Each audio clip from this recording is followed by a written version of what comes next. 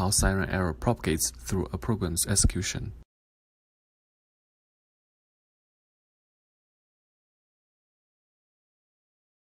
Progressive visual analytics provides intermediate results in the middle of computation to address a long computational delay. However, such intermediate results are uncertain, so findings from these results can turn out to be incorrect for the entire data. In progressive visual analytics with safeguards, we suggest to risk the uncertainty, but we allow humans to leave safeguards every time they risk the uncertainty.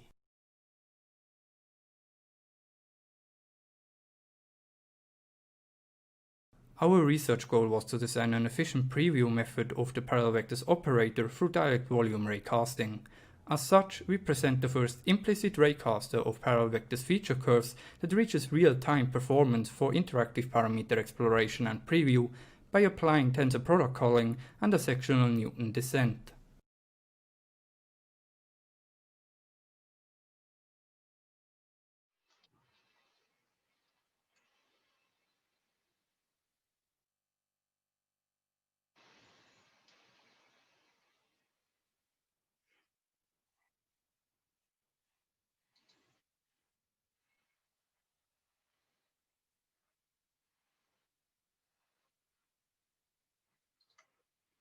Yes, I see that on the screen.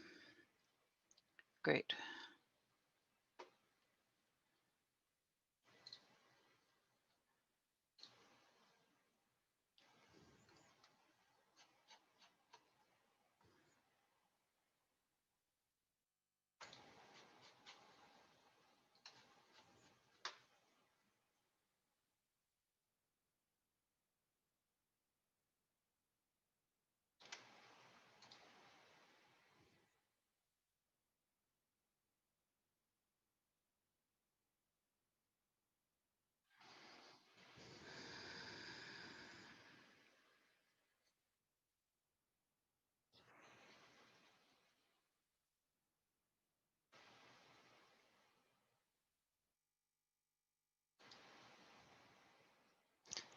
And are we about to go live?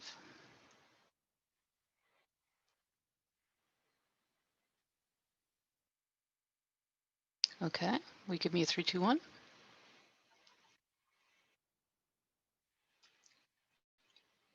I just can't understand if we've started or not.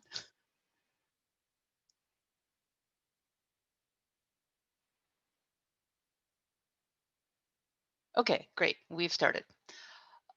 All right, good morning or good afternoon or good evening, wherever in the world you are. Welcome to Visualization Analysis and Design. This is a half-day tutorial at VIS 2020, and I am Tamara Munzner. So we will start with analysis, what, why, and how. We'll move on to marks and channels, then arranging tabular data, then spatial data.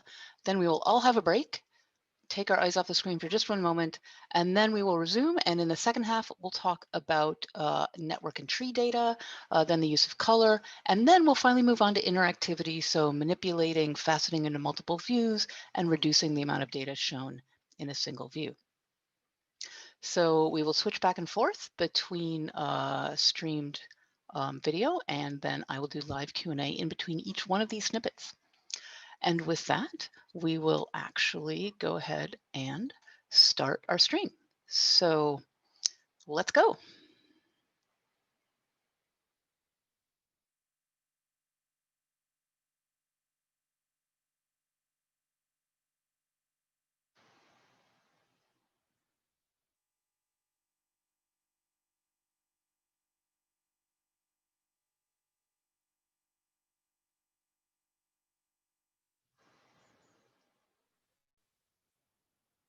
Hello, welcome to the tutorial for Visualization, Analysis, and Design. I am Tamara Munzner. We're going to start out with the first half, where we first talk about an analysis framework for visualization with the what, why, how framework. We'll talk about visually encoding data with marks and channels, and then ways to use spatial position to communicate the three major kinds of data: tabular data, spatial data, and network data. Then in the second half, we'll move on to talk about color and other visual channels, And then interactivity, so how to manipulate a single view by changing or selecting items or navigating, how to use multiple views, faceting by juxtaposing side-by-side views, partitioning into those views, superimposing layers on top of each other, and then reducing the amount of data we show in a single view with filtering and aggregation. So let's get started. Defining visualization, which I'm going to abbreviate as VIS. My current favorite definition is computer-based visualization systems provide visual representations of data sets designed to help people carry out tasks more effectively. So why do I define it in this way? Let's dig in. Why is it important that we have data and people in the same sentence? Why do we need a human in the loop? Now, my answer is that visualization is suitable when there's a need to augment the capabilities of humans, rather than simply replace them with a completely computational decision-making method. So we don't need VIS if there is a fully automatic solution and we trust it. But there's many situations where that's not the case. It could be that there's many analysis problems and it's ill-specified which of them you want to answer. You don't know which of hundreds or even thousands of things that you would write a specific program for you'd want to do in advance. Visualization is often used in long-term contexts for end users indefinitely, as in when you're doing exploratory analysis and scientific data. It's also the case that you might be presenting something you know rather than exploring what you don't know. That's very common in situations like data journalism, say the Upshot in the New York Times. Visualization sometimes is trying to work itself out of a job. It could be a stepping stone to something. It could be that you're trying to develop a model, but you're not even there yet. You have to understand the data set and develop requirements for it. It could be that you're working on an automatic solution that's not yet done. Maybe you're refining it or trying to set parameters. Maybe you're already in possession of an automatic solution, but you want to actually, before deployment, verify that you believe it's correct, or even after deployment, continue monitoring it for an indefinite period of time. Here's another question. Why do we want visual representations? Turns out those are part of the general class of external representation, getting things out of your head into something external to your own head. And the play with visualization is to replace cognition with perception whenever that's possible.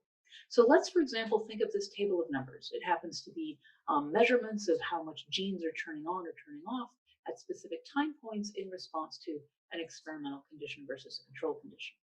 Now, if I ask you things like, well, what's happening between these time points? Are we seeing differences between the experiment and the control conditions?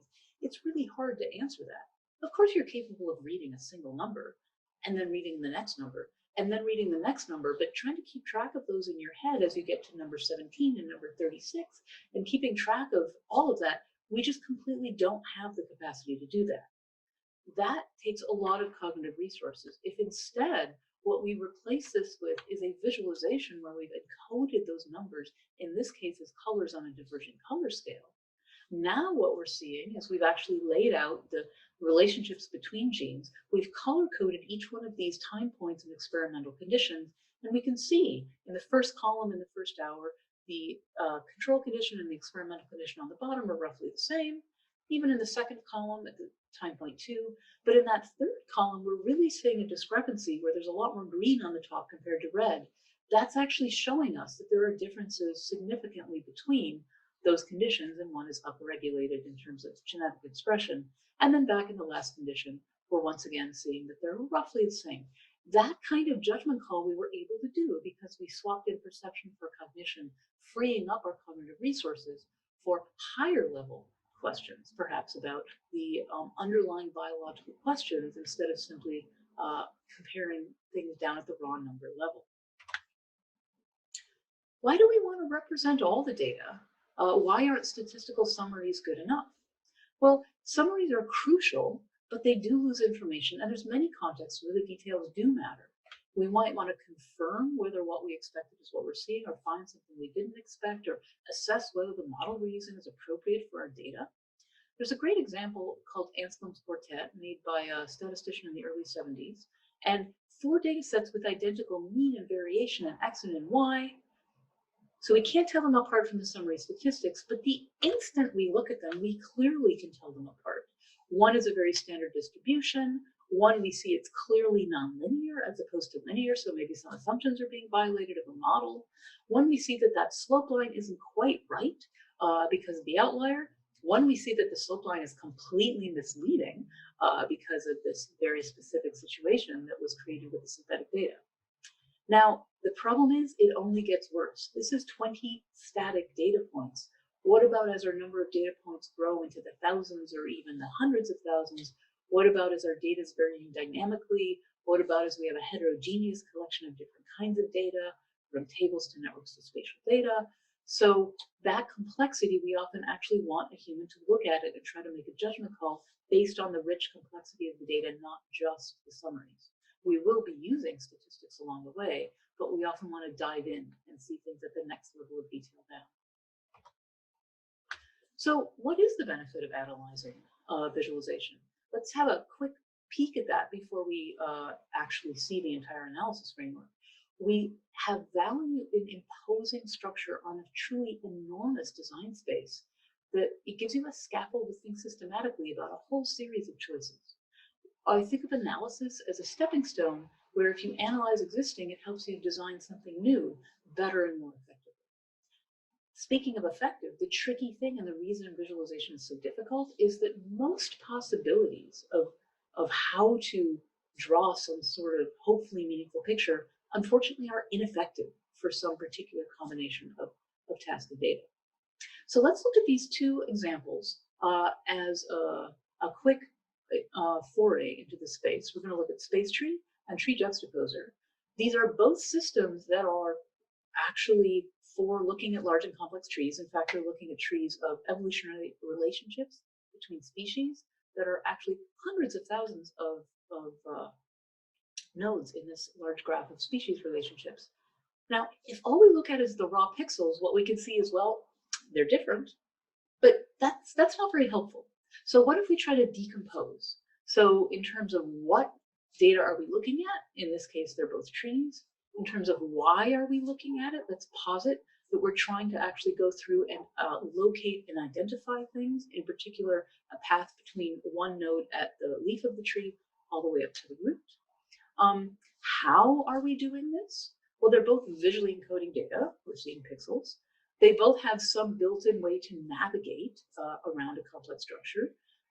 They both allow us to select a specific node, but then they diverge. With space tree, as soon as we've selected, in this case, mammals, we've filtered out many other things, and we're aggregating and showing these little triangular glyphs showing the things that have been collapsed down to get out of the way and avoid clutter. In tree juxtaposer, something else happens after selection. We actually change the spatial layout by rearranging what we see here to make room to see some parts of the tree with this stretch and squish navigation technique. Some expands and then others contract to make room. The point being, now we can think more systematically about the similarities and differences here. So let's actually walk through this analysis framework. There's 4 levels and 3 questions. So at the 4th top level, we'll start by thinking about a specific application domain, a domain situation. There are target users they might have expertise, there might be domain-specific conventions about how they're used to seeing their data. So this question of who are the target users, what are their expectations, what are their needs, a very user-centered design way of thinking about the world. But then we have to keep going. We have to go from the domain level to the abstraction level, because what we want to do is translate from domain-specific language to a more generic language that lets us reason about visualization. And this vocabulary of viz might help us see that there could be commonalities between people in 2 completely different domains, like finance and astrophysics.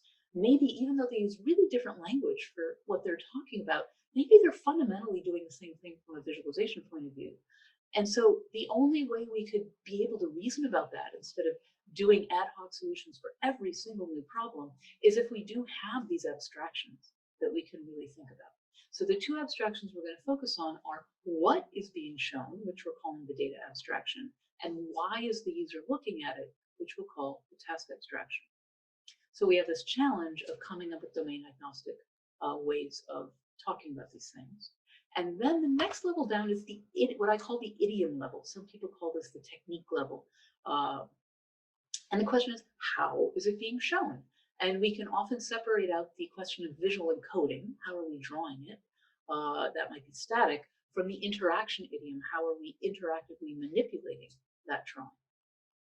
Sometimes those are combined together, but sometimes they're separable. And finally, we have this fourth level, the algorithm level, where we can think about efficient computation. Now, the reason there's benefit in separating into these levels is because there's threats to validity that are very different at each of these four levels. So what can you get wrong at the domain level? You could misunderstand what they mean. What could you get wrong at the abstraction level? Maybe what you're showing them isn't the right thing.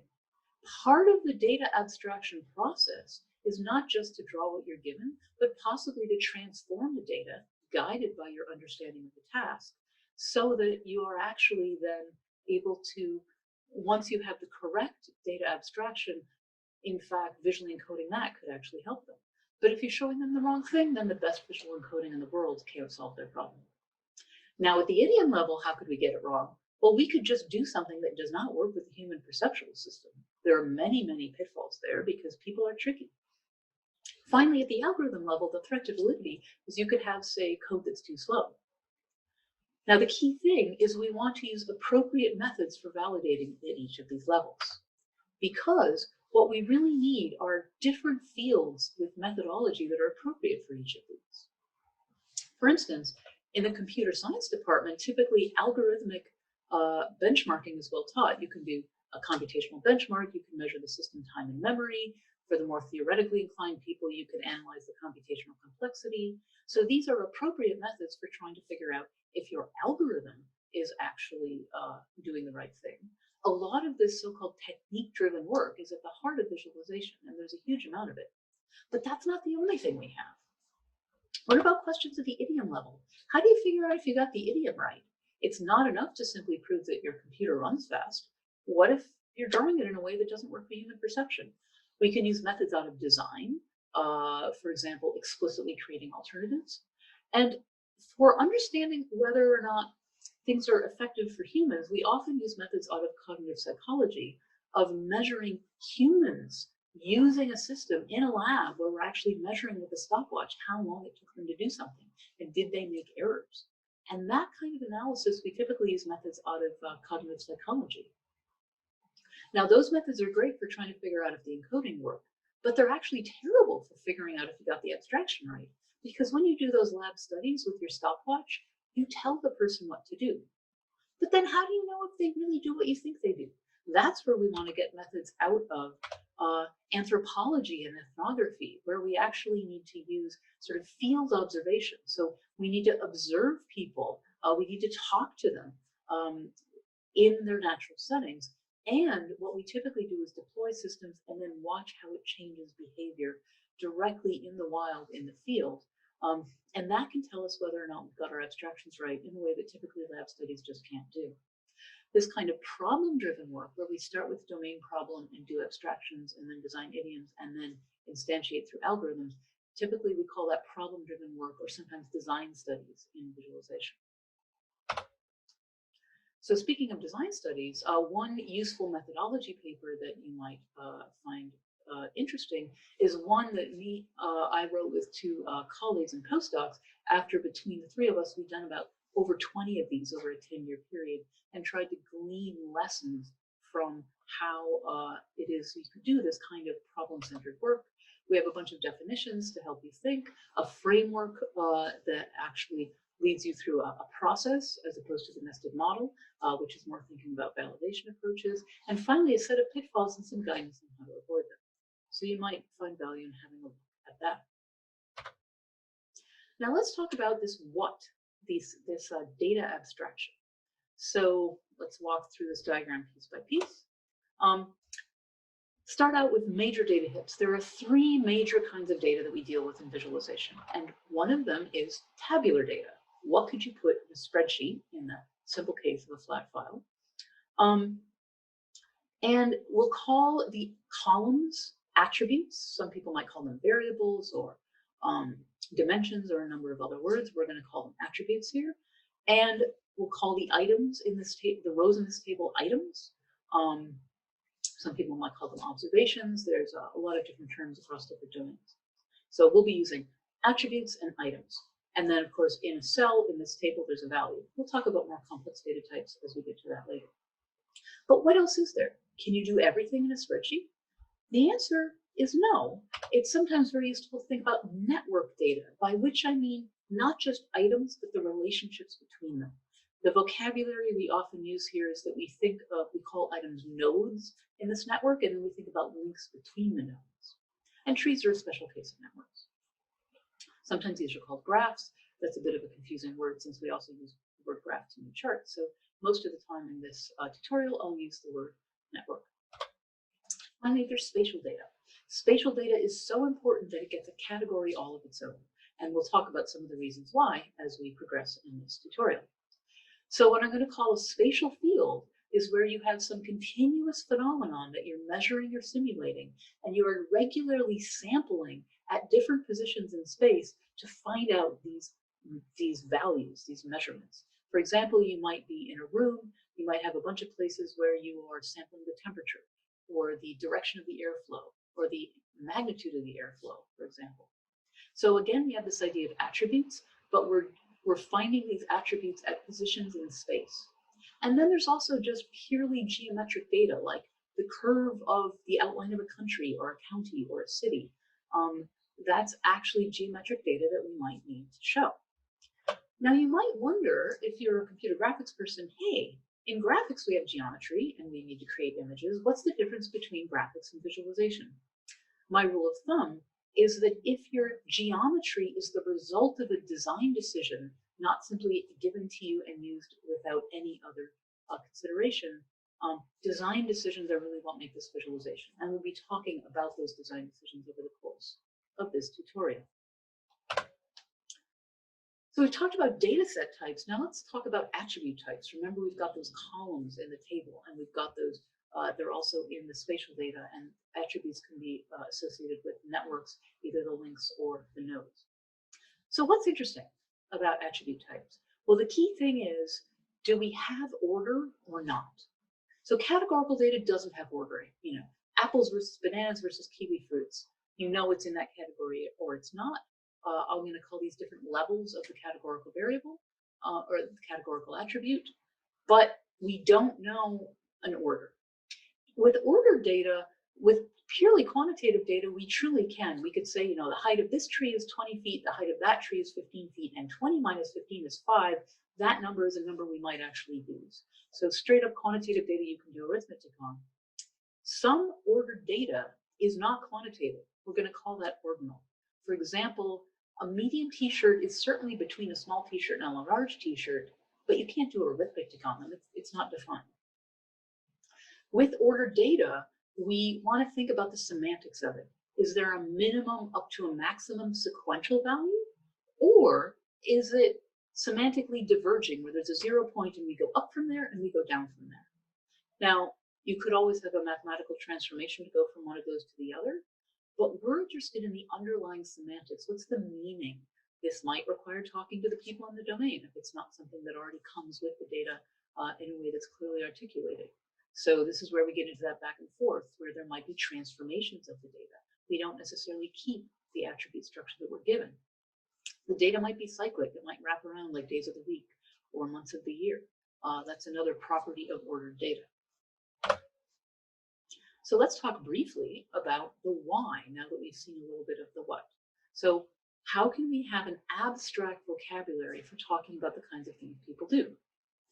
So one thing you might notice already from this diagram, although there's a lot there, and we'll be walking through it, on the left we've got actions, and on the right we've got targets. And if you look at a lot of descriptions of visualization, you'll see a lot of these action-target verb-noun pairs, like discover a distribution, or compare trends, or locate outliers, or browse topology. So these are very common, and we're going to try to have a vocabulary of both the action verbs and the target nouns. So let's take a slightly closer look at that. So for the actions, well, we're thinking of a context where we're analyzing data, and you might consume existing data, either in discovery mode, as we talked about earlier, or presentation, or maybe even just to out of sheer enjoyment. Baseball statistics, maybe that's not your day job, but you really want to investigate and visualize them. Maybe you don't just consume existing data, maybe you're producing data along the way. You might be annotating existing data, like with tags. You might be recording an analysis session so you have the provenance for your decisions, or so that you could play it back later. And a really interesting one is you might be deriving new data so that you can visualize the appropriate thing. Another useful thing to consider is how much of the data matters to answer your analysis question. Do you just have to identify one thing or compare a few things to each other? Or do you actually need to have some sort of summary that crosses the entire data set? So that's also a very abstract way of thinking about your task. We aren't going to have time to talk about search today, so we'll just continue on. But what I do want to point out is that these two things cross-cut. The question of which kind of analysis you're doing is completely independent of which of these queries you're doing. So think of this as sort of a cross-product space. Let's get back to that question of deriving. What do I mean by deriving new data? This is a really important idea. We'll be talking about it a lot. So you don't necessarily just take a data set and draw what you're given.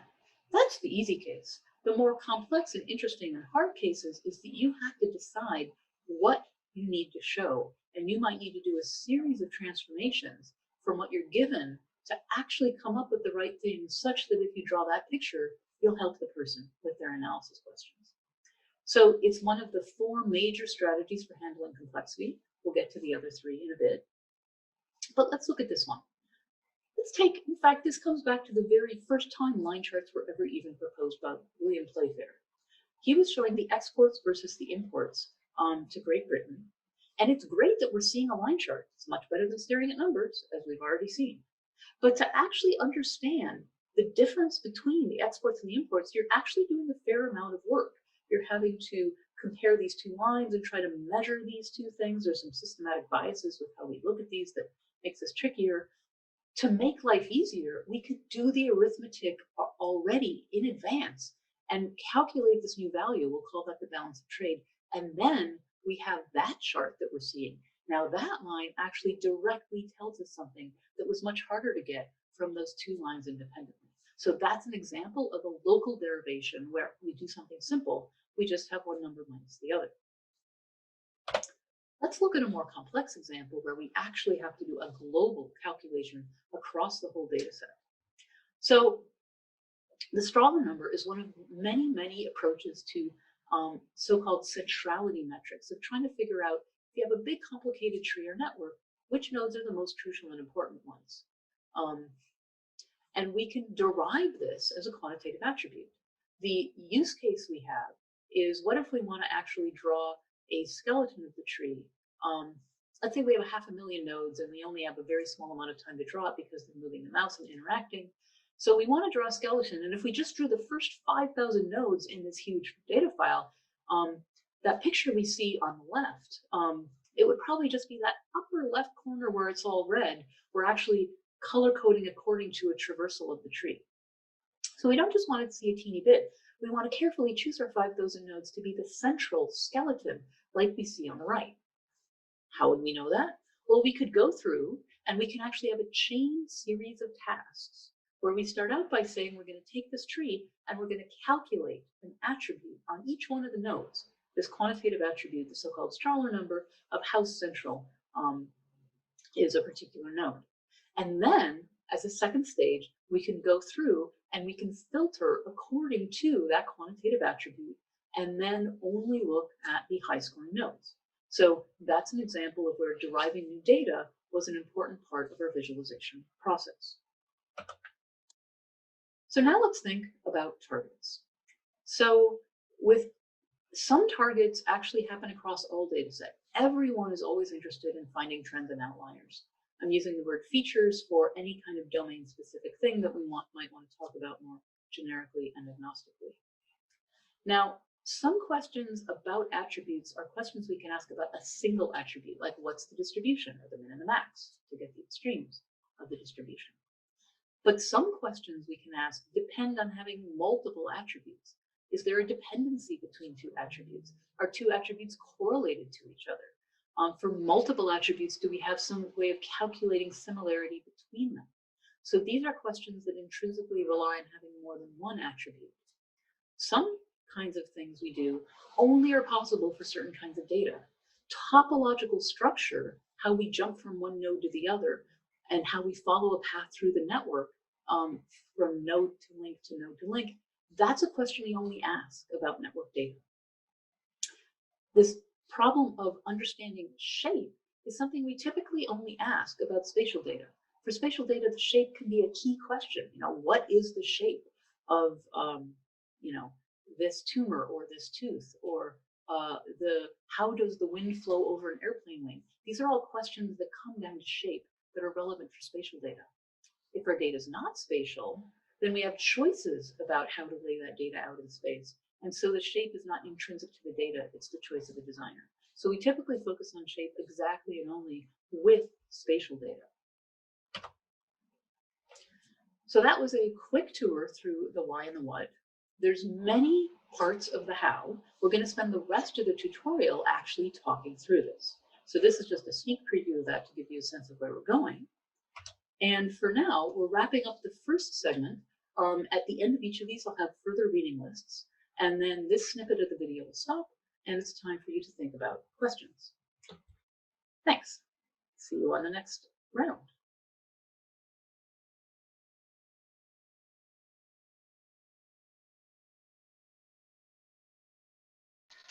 All right, it is indeed time for everybody to think about questions.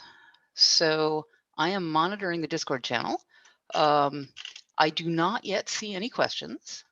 Sometimes it's going to take people a while to sort of work up to that. It might be early in the morning where you are. It might be late at night where you are. This was just getting us going. There will be more to come. Give a few minutes to see. Aha, I see somebody typing. Joe, do you have a question? In the meantime, I'll point out the sun is starting to rise here in Vancouver. Fantastic, beautiful, also a little bit early. I see another person typing as well. So the faster you type and hit return, the faster I will start answering. Joe, you said shape is mostly relevant to spatial data, but what about scatter plots and so on? Don't we look for shapes in non-spatial data too?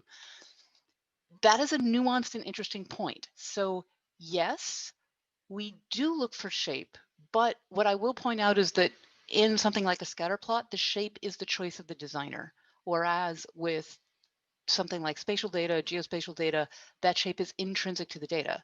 So you're going to see a different shape if you look at a scatter plot versus, say, a bar chart or something more exotic or bespoke. So it is true that you are using shape to convey information as a designer, but it's not intrinsic to the data because you have these choices. Question from Duncan. I think you mentioned that the standard terminology for tabular data is charts rather than graphs. Did I get that right?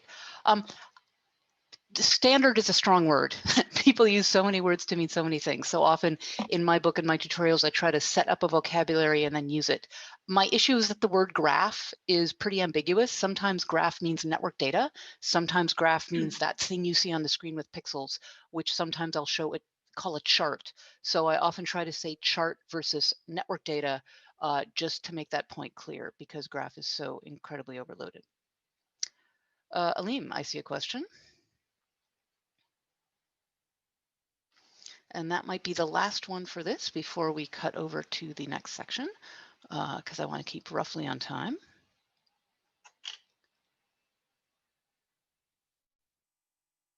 Also, what I'll encourage folks to do who are watching along is to go ahead and type questions in the Discord as they come to you in between, so that I can launch right on into answering at the next interval. Aleem, are there tricks to know what kinds of derivations to make to help to understand a data set? That is the $10 million question. In some sense, all of visualization is exactly that trick. So we'll be talking quite a bit about some ways of doing it, but there's no sort of single trivial silver bullet answer. That's actually the hard part. So we'll talk a lot more about that as we go with a whole bunch of examples. And with that, let's go ahead and run the second one on marks and channels. Time for streaming.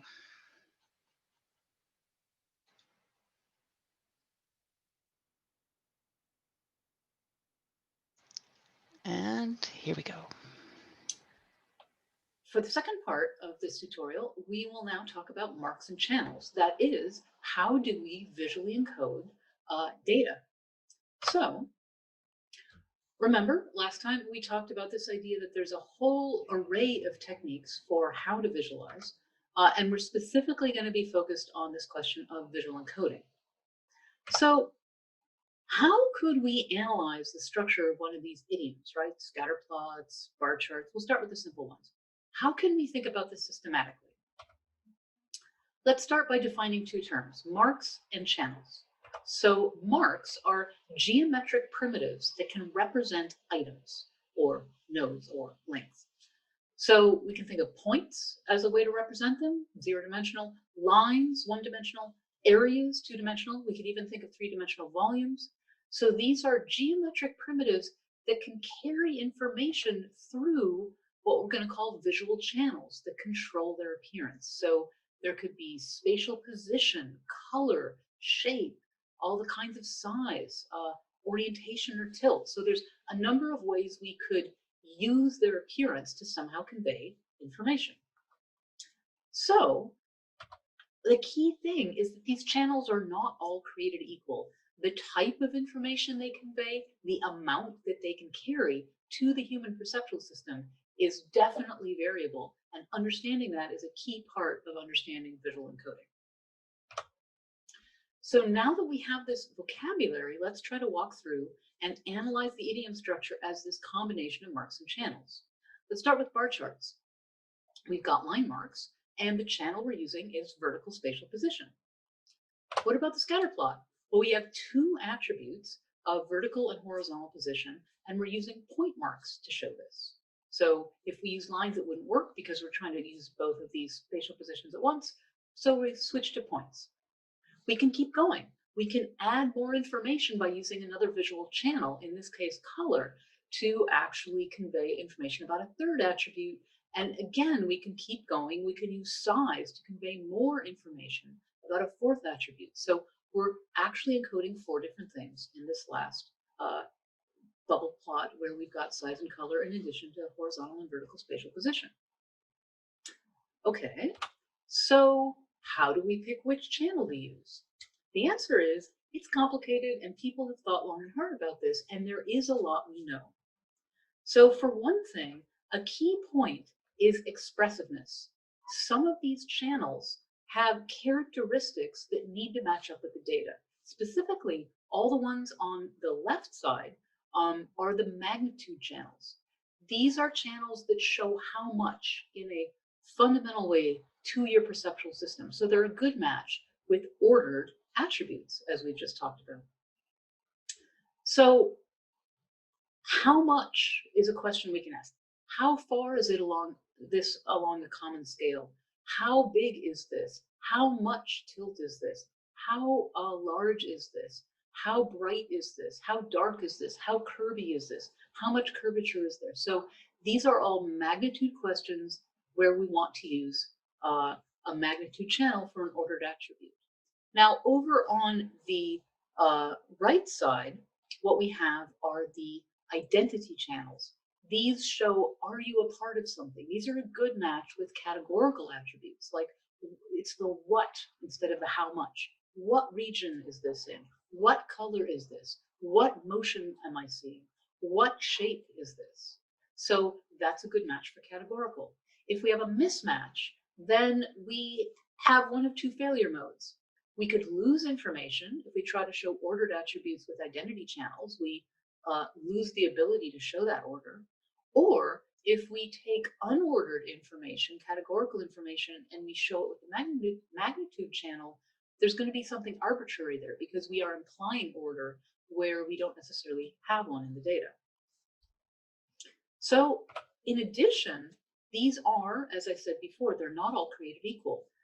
I've got a layering here, a ranking, where the best ones are at the top and the less good ones are further down, because these channels really have different abilities to convey information to the human perceptual system. A thing to notice is that spatial position is very high both on the magnitude channels and on the identity channels. So spatial region, position along a common scale or aligned position, those are the most accurate and effectively perceived ones. And then things go down from there. So effectiveness is something we can think about. Now, you might ask, how do we know? What data do we have underlying this judgment of effectiveness? There's been a lot of work in what's called psychophysics, the measurement of how humans respond to perceptual stimuli, over many, many decades, starting at the beginning of the 20th century. And over time, Stevens developed this idea of a power law, that our response to sensory phenomena is in a power law, and the exponent depends on the sensory modality. A thing to notice in this diagram is that length has linear response. The exponent is 1, right? So this linear response is something where we get a very accurate perception of length, but that's not true for the other modalities. Notice how some of these are compressed, area and three-dimensional depth into the scene and brightness. If you double the stimulus, you do not have double the perceptual response. You get a compressed thing, and also the opposite's true. You can have magnified stimuli, where electric shock, tingles in the fingertips, you actually perceive, if you double the stimulus, it feels like it's more than doubled. So this is some fundamental psychophysical work that informs these rankings. But there's also more. There's been a lot of experiments, starting with some very influential early work from Cleveland and McGill in the 80s, who actually did measure people's response to different kinds of visual encodings, and then checked how much error was there in their ability to accurately decode what was trying to be encoded through these visualizations.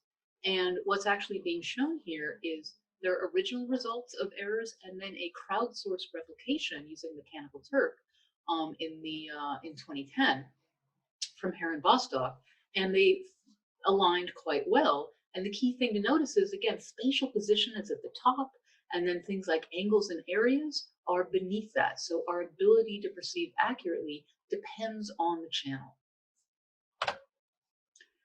Accuracy is not the only thing. Another one is discriminability. How many usable steps, how many levels of a categorical attribute can we convey with a particular channel?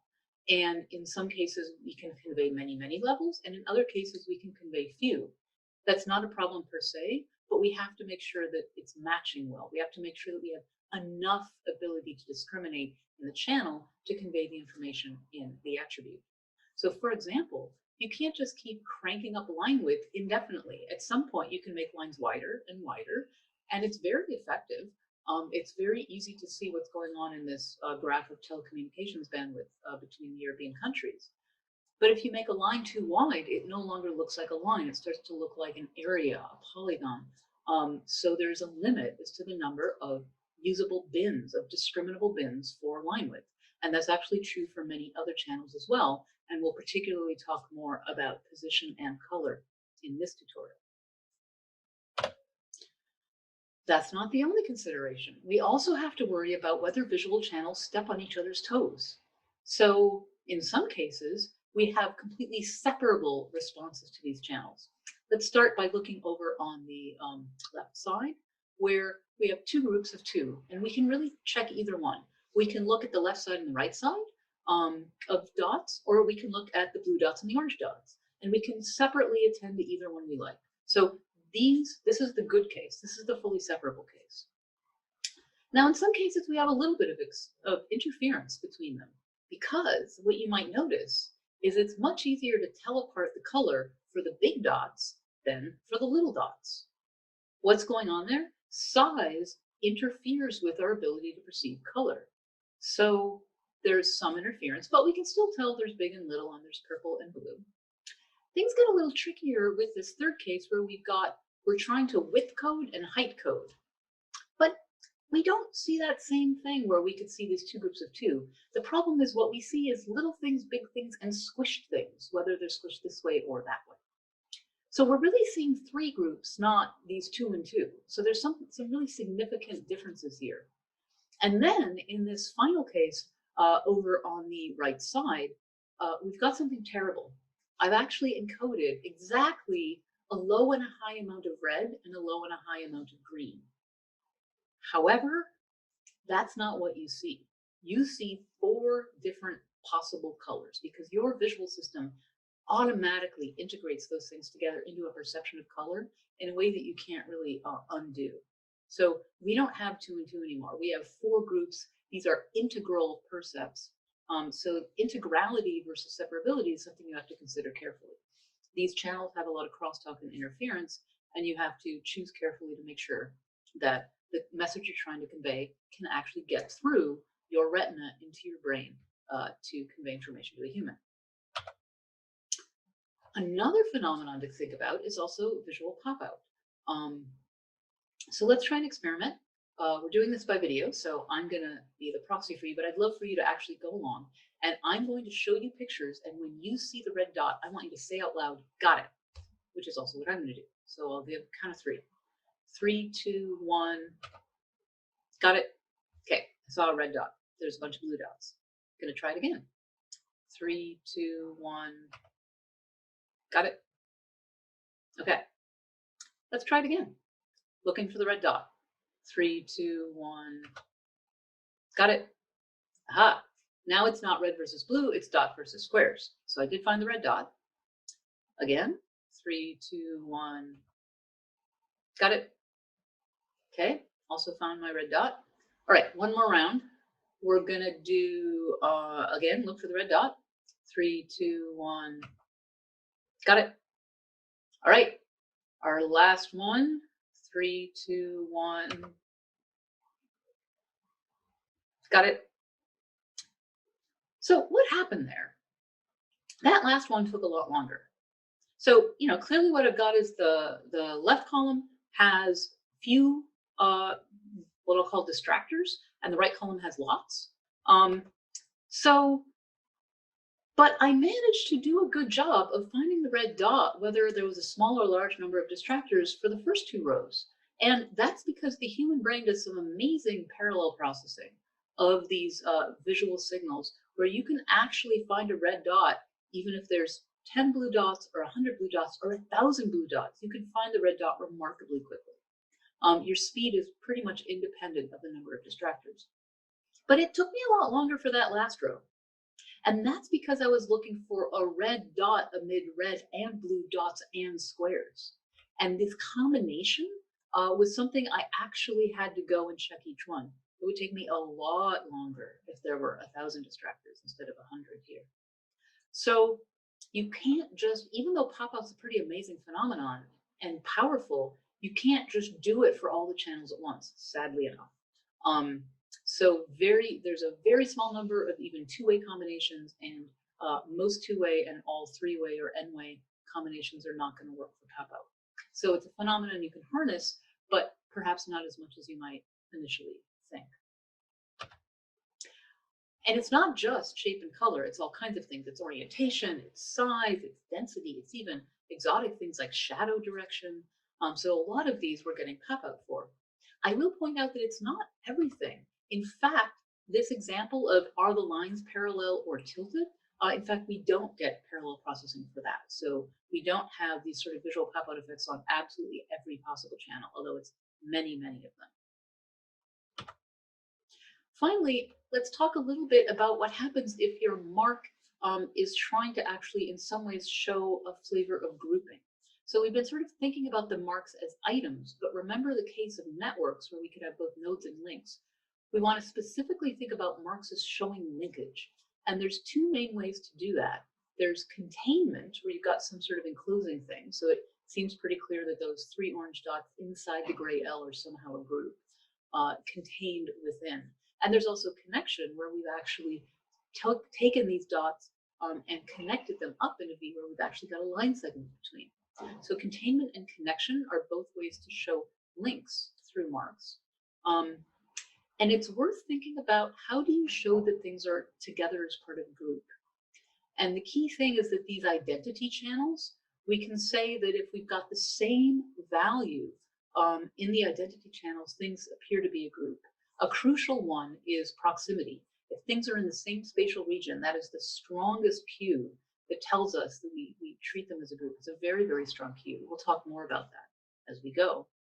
And it's also true that if we have the same value, for example, you could say everything that's colored red or everything that's a dot versus a square, those are also going to be perceived as a group.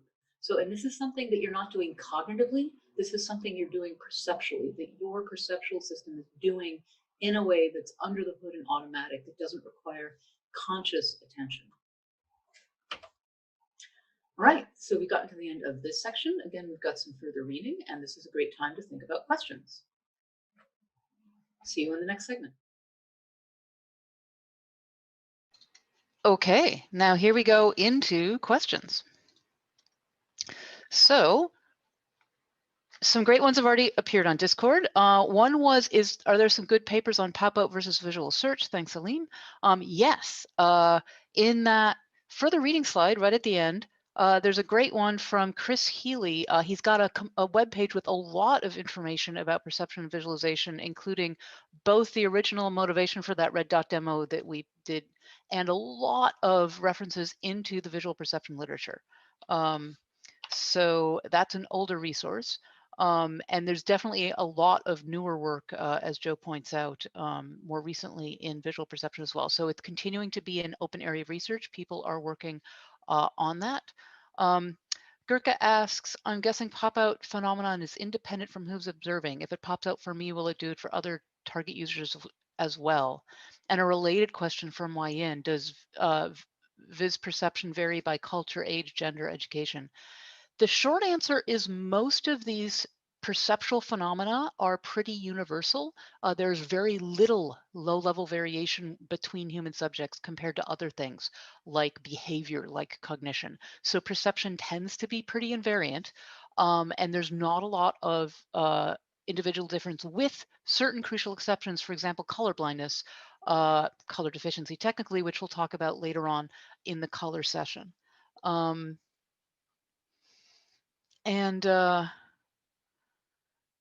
So in my system, does mark equals glyph? A question from Lelio.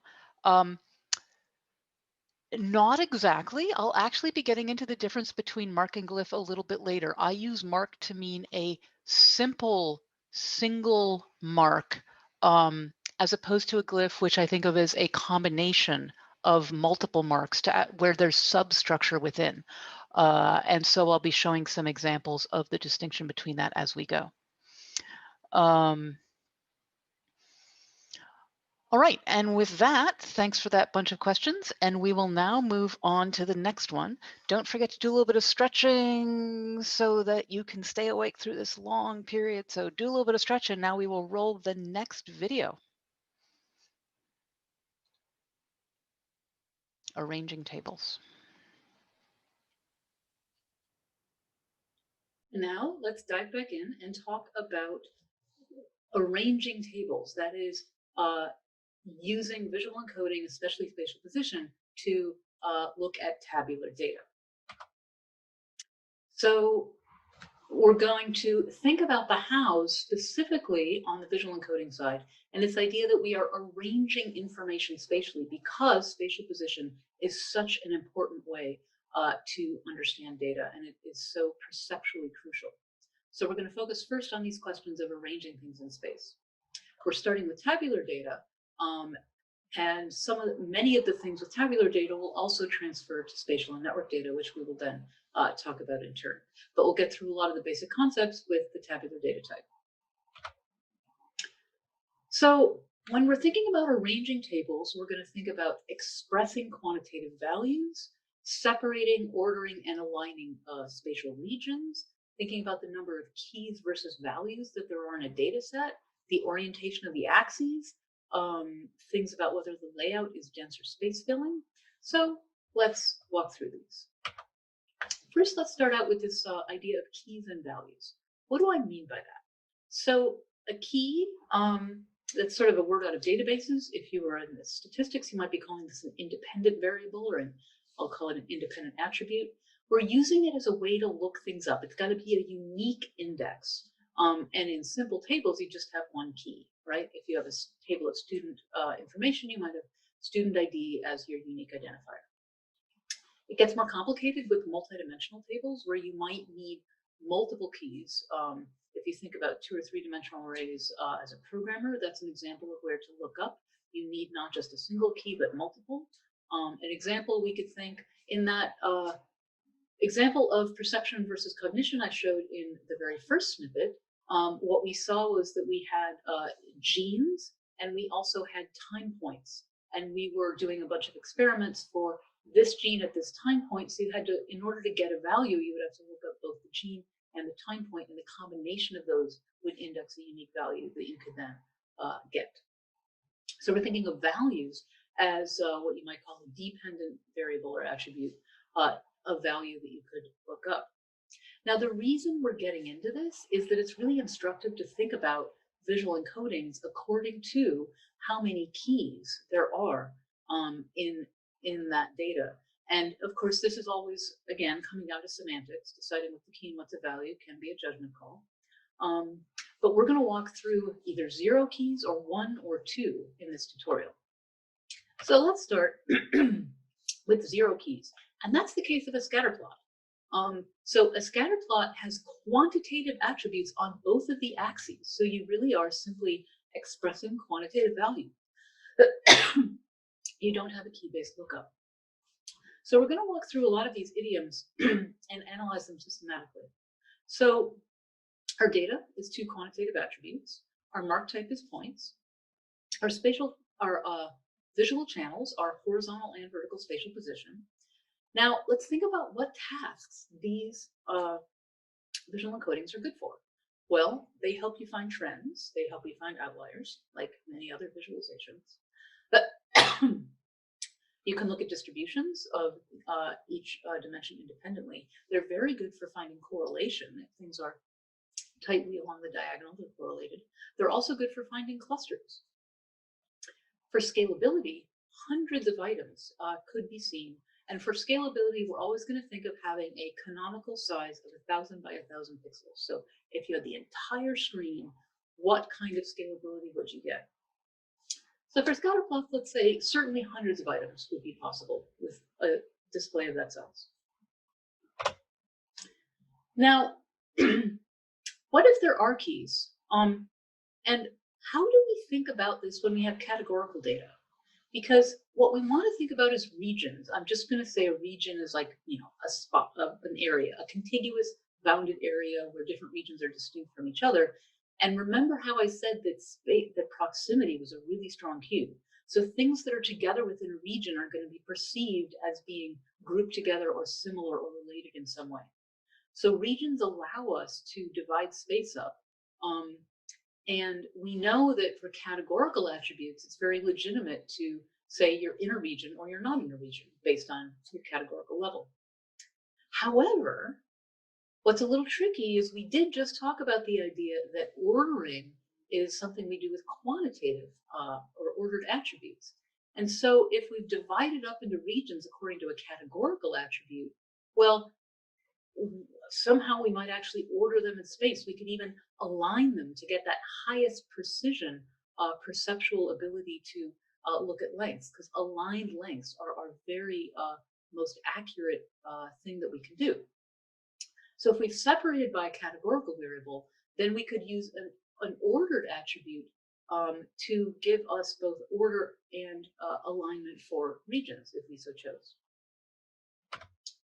So let's look at a bar chart now that we've got this idea of separating order and aligning. A bar chart we can think of as having one key. In this case, it's across the horizontal axis. So I've got my animal type chart. And then one quantitative attribute, which I've got on my vertical axis of the average weight of that type of animal. I've got a line mark type, clearly. And I'm using length to express this quantitative value. And well, what are we exactly doing? We're dividing these up into spatial regions. There's one region per mark, and they're separated horizontally, and they are aligned vertically, so we can make those nice high precision accurate judgments. And well, how do we order them? And the answer is, it depends, and we can choose. We have to somehow order them to display them on the page. Sometimes that order might be a little arbitrary, like alphabetically. That's what we've done in the chart on the left. And sometimes we could actually have a data-driven ordering, which tends to be a lot more informative, where we use the same attribute that we use to length code to actually order the animal types. So in this case, we actually might be able to see some patterns there. What task are bar charts good for? Well, they're very good for comparing. They're very good for doing a direct lookup of values. And let's think about the scalability of bar charts.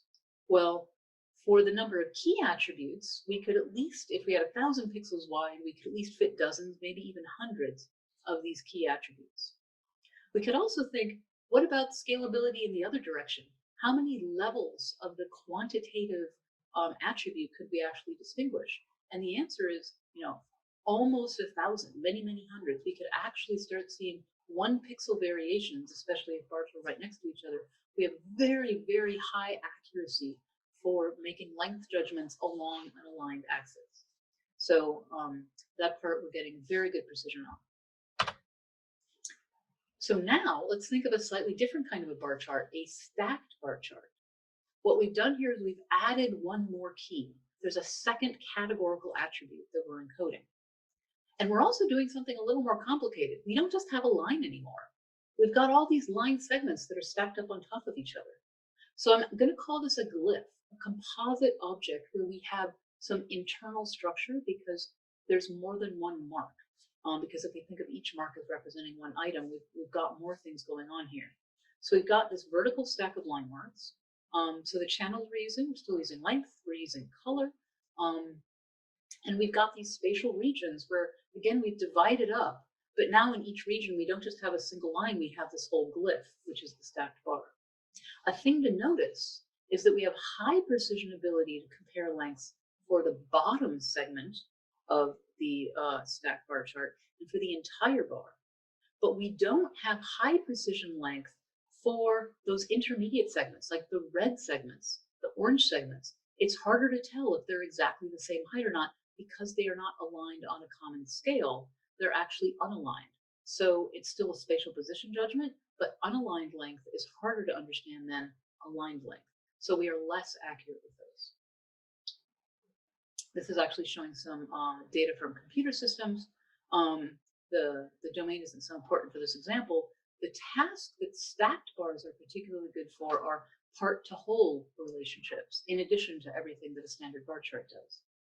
And a key point about scalability here is, although we could still do hundreds of key attributes along the horizontal axis, we absolutely could not do hundreds of segments along the vertical axis. That just would not work perceptually. So we're limited to maybe a dozen levels for the stacked attribute as opposed to the attribute you're using on the horizontal axis. And this is a key asymmetry that although they're both categorical attributes, we can handle far more levels on the one we're spreading horizontally than on the one we're stacking. That's the kind of asymmetry and differences that we're really trying to uncover with this sort of systematic discussion and analysis. So to continue with this theme, what other more exotic things can we do?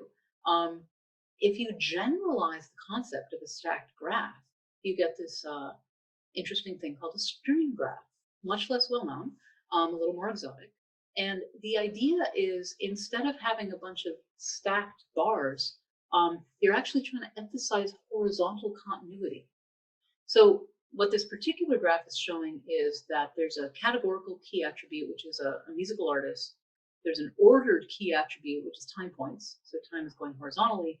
And then you've got a quantitative value attribute, which is the counts, in this case, of how often their songs were listened to. And what happens is we take that base data and we derive geometry. So this is an example of deriving data, transforming data. There's this new, fairly complex algorithm, you can check the paper out if you're curious, for coming up with these layers of how tall each of these layers is, representing one artist.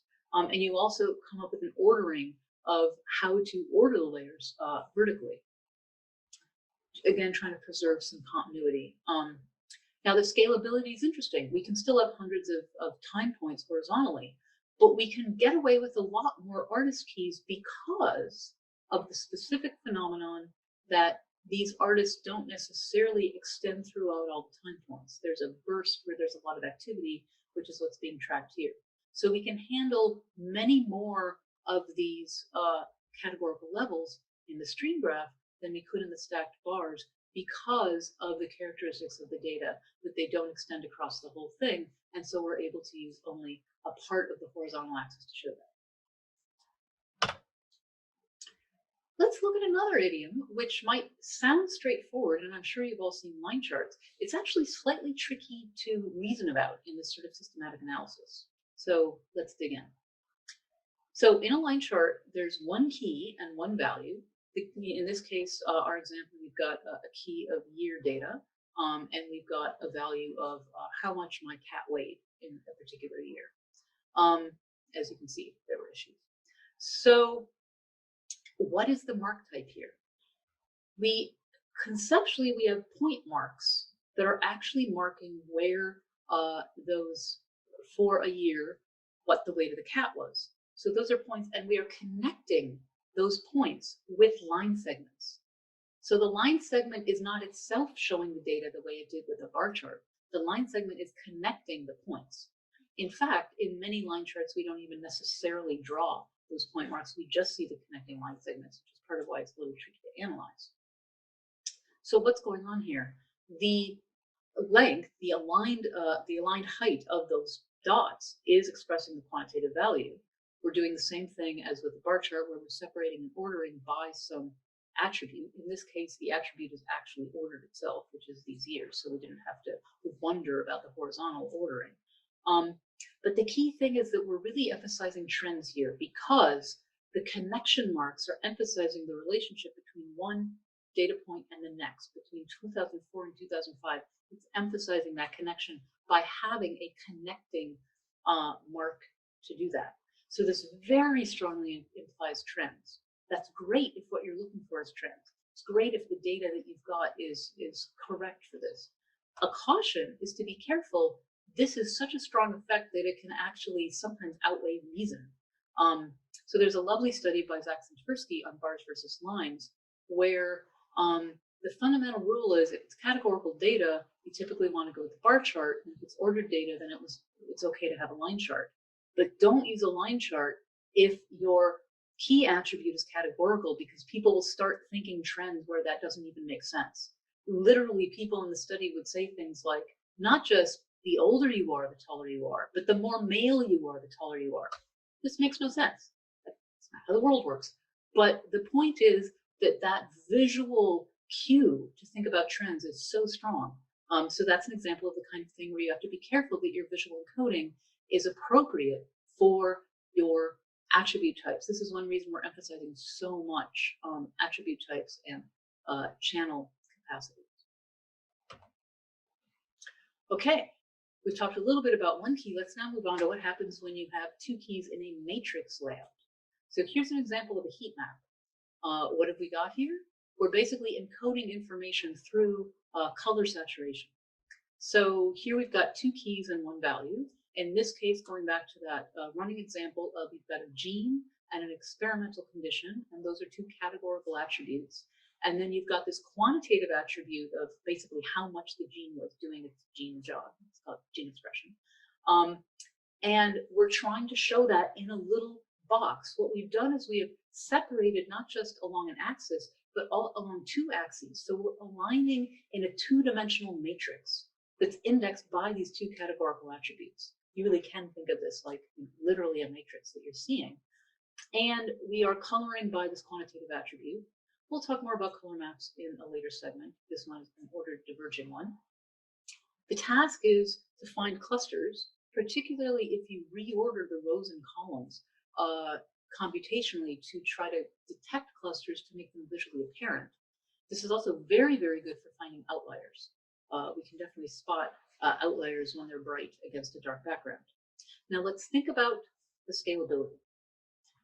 If we had 1,000 by 1,000 pixels, in the limit, we could have each of these cells be a single pixel, and we could have up to 1,000 of these categorical levels.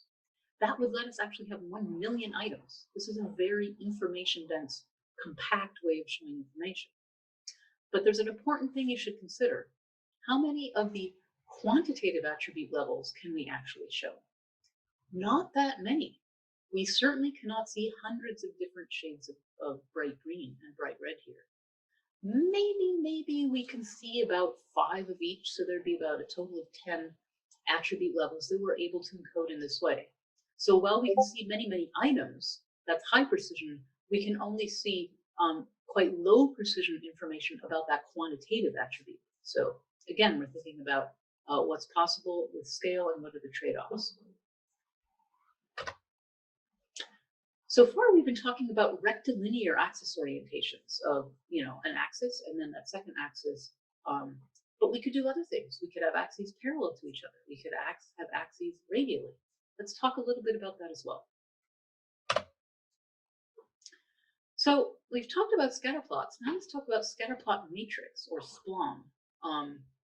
So in a scatter plot matrix, as the name suggests, we have a bunch of scatter plots. In fact, if we have k attributes, we actually have all pairwise combinations of 2 of those k attributes. So all the possible pairs we show, and then we can actually look not just at 2 attributes at once, but at the entire set of attributes.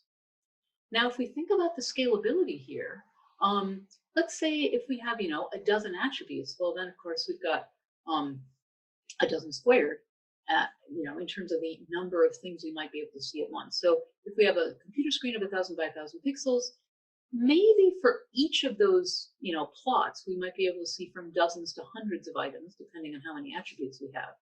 But clearly, we're not going to be able to see thousands of items or thousands of attributes. It's just this won't scale. There's not enough room in the individual little scatter plots to actually see the dots. So we've got some limits on what we can do with SPLOMs. They're powerful, but scalability limits. A different approach is what's called parallel coordinates. So let's actually look at the same data set. This is a table of marks, math, physics, dance, and drama for 5 different people. In the parallel coordinate view, what we do is we have an axis, and then we have another axis and another axis. The axes are in parallel to each other. And we go along the axis and we find the point, and we go from one axis to another. So instead of representing an item as a bunch of points in the different scatterplot matrices, an item is a single jagged line along these parallel coordinate axes. So it's a different way of seeing points. Let's think about scale. The key thing is, instead of just having a horizontal axis and a vertical axis and then running out of axes, we can have many axes. We can have maybe dozens of axes. But and we can maybe get away with hundreds of items. So a key question, though, is we're able to make high precision comparisons between neighboring pairs of axes, but much harder to make comparisons between pairs of axes that are further away from each other. So a crucial question with parallel coordinates is how to come up with the axis ordering. That's one of the major challenges of this approach. So for tasks like correlation, you're probably familiar with seeing that in scatter plots. It's a long diagonal, either positive one way, negative the other way. And if they're all spread out, then it's uncorrelated. With parallel coordinates, it's a bit different. Positive correlation looks very different from negative correlation. Positive correlation is parallel line segments like we see on the top. And negative correlation, like we see on the bottom, is they all actually meet in the middle as lines go from one to the other, and they meet at this pencil point. Uncorrelated means the crossings are just scattered. So it is possible to see correlation in parallel coordinates. Typically, people have to be taught if they haven't seen them before. Although technically that is true of scatter plots as well. They're just more common, so more people have been taught that. Let's now think a little bit about radial axes. What's going on with that? I'm sure you've all seen pie charts. Analyzing them, what we've got is, well, it's not a point mark, clearly. We could think, are they area marks? Are they line marks? What's actually going on here? They definitely have variable area. There's definitely an angle going on with the pie chart.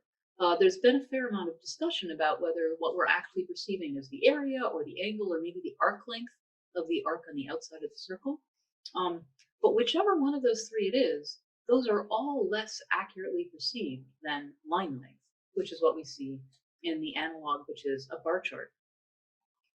So pie chart is actually only one of two variants. If you thought about, well, I want to make a bar chart and be radial, one thing you could do is you could say, I'm going to have the angle correspond to the quantitative attribute. And the other thing you could say is I'm going to have the length correspond. And that's what we call a polar area chart or a Coxcomb chart or a Nightingale chart. It's a more direct analog with the bar charts. But the key thing to notice is that these are both not as easy to perceive as the bar chart. They both do have structurally, you can see the underlying similarity. There's a categorical key attribute and there's a quantitative value attribute, and you're either using a rectilinear axis or you're using a radial axis, where there's one that you go out on the radius and then there's one where you're going and sweeping around to the angle. And these are good for the task of part-to-whole judgments. Now, if we're thinking about information density, now how much information can we fit in a relatively small number of pixels, then we can consider an alternative, the normalized stacked bar charts. So take the stacked bar charts we've already seen and for each bar normalize it so it's taking up the entire height, and that's what we see on the top there. We've normalized the bar chart in the middle. And then we're also able to do part-to-whole comparisons. The thing to note is that one of those normalized stacked bars is equivalent to an entire pie chart. So you're able to fit a lot more information in a small region of the screen. So you have a higher information density than something like a pie chart. Now, I've talked about some of those radial charts as being less accurately perceived. So what are the advantages of radial layouts? Here's an example of glyph maps, which is approached from Hadley Wickham and others. And what we see, interestingly, is on top, we've got the same data, rectilinear on top and radial on the bottom. And with the rectilinear plots, it's incredibly obvious when you've got linear versus curved, right? We can really have that jump out at us in a way that's much harder to see in the radial plots on the bottom. But conversely, we just sort of see squiggles in the rectilinear ones for trying to understand this cyclic pattern. And on the radial ones at the bottom, we can actually see whether the cyclic wraparound is just before or just after or almost spot on. So cyclic patterns are what radial charts are very good at uncovering. So if you do suspect some kind of cyclicity and you're checking for that, that can really be where radial charts shine. So to sum up some of our discussion of orientation, in terms of rectilinear, 2 axes is great. 3 can be problematic. We'll talk more about that. And 4 or more is simply impossible unless you do something exotic. With parallel coordinates, there's the unfamiliarity problem, so there can be training time requirements.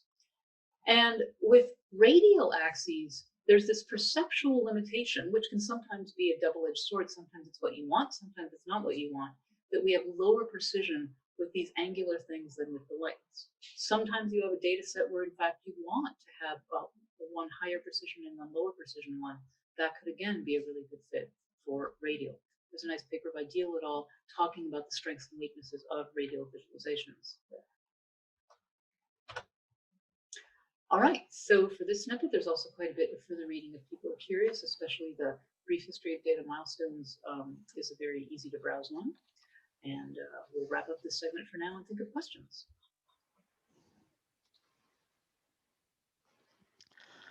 Okay, and now what we'll do is move on to the questions part. So I'm going to go ahead and share my whole screen for a minute because some great questions that have come up on the Discord. And so one of them was this idea of categorical data And the point that with the stack bar chart, intermediate key values cannot be anticipated properly because they don't have a common level. So Sanjana asks, what could be an alternative to visualize only categorical data? And so two things. One is there's actually quite a nice technique for interactively changing that with the lineup system from Kaleido that I'll point you at. And also, if you're thinking more broadly about set type data, there's a great collection of visualization for sets and set type data where a lot of those then go deep into these questions of categorical data. So this is a nice resource. So it gets into things like mosaic plots and parallel sets. So this is a fun browser that's worth having a look at. I also want to signal boost Joe Wood's answer to that, which is that it's interesting to think about whether you could use continuous marks for categorical data to challenge binaries. And he points out the book from Catherine D'Ignazio and Lauren Klein, Data Feminism, which is a really great resource for thinking about visualization much more broadly and the data that underlies that in a way that really borrows from this theoretical paradigm of feminism, which you should think of not just as a are women equal to men sort of a reductionist way of thinking, but to really think about how the intersections of power are crucial when we think about data. So not just for categorical data, but generally a really great resource that I do in fact want to bring people's attention to. Checking to see if there's any other questions on the, this last section was both for tabular data and also more broadly for a bunch of visualization techniques that apply to some of the other categories as well, as we'll get into in a moment. I see some typing happening on the Discord, which is great. And I do also bring your attention to one of the further reading resources on this section is the Brief History of Data Visualization, which has some really nice historical data about how a lot of these, especially the more straightforward and simple idioms that we've known for a long time, how they came to be. There was a time they were not straightforward, you know, many centuries ago or even decades ago. There's been a lot of innovation in interactive visualization with computers, but it's also true that particularly the static forms of these diagrams in many cases have been around a long time. Whether we're mining the history of cartography or of statistical graphics, it's not that these things came whole cloth once computers came onto the scene. Question from Helt. Maybe this is a bit too broad, but what about multiple tables? How could those be combined and visualized? Tables of different contents. So the short answer is not too broad. We're actually going to talk quite a lot about multiple views later on. In fact, let me advance to when we get to the facet, juxtapose, partition, and superimpose. When we talk about multiple views, that's one way to think about multiple tables is we might actually have one view per table. But it's also the case that we often end up combining these tables together and thinking about them as actually being joined. So you can either think about joining them into one Uber table, and then what are some of the issues involved with that, or you can actually look at some of the different aspects of the data in different views. So stay tuned on that one. Let's see if we have any more questions. I think this might be a good time to move on to keep on with yes, the task is to decide which table is relevant at all to the users. Yes, that is a good point. In a deep way, a lot of the interesting challenges in visualization is when you have not just a single simple table with, you know, a couple of columns and maybe a large number of rows, but only a few columns. When we have what we call multi-attribute data sets where there are many columns, if you can think of a combination table where there's a lot of these attribute columns, which of them do you care about? Which of them matter? That actually gets into this entire point about how do you dive into understanding what actually matters. Let me briefly jump back to one of the points about how do you actually figure out what the users need with a plug for this idea of with design study methodology or any of these sort of user-centered methodologies. You often have to do a lot of iterative refinement of going back, understanding the task, trying to understand their data, going back and understanding the connections between the task and the data. So this really gets at this idea of going back and forth between talking to people, abstracting their data, trying out some idioms, seeing if those actually match up with the task. In fact, the task is to figure out the task, because that can guide your data. On that, let's now move on to our next video, which will be looking at spatial data. Let's roll that.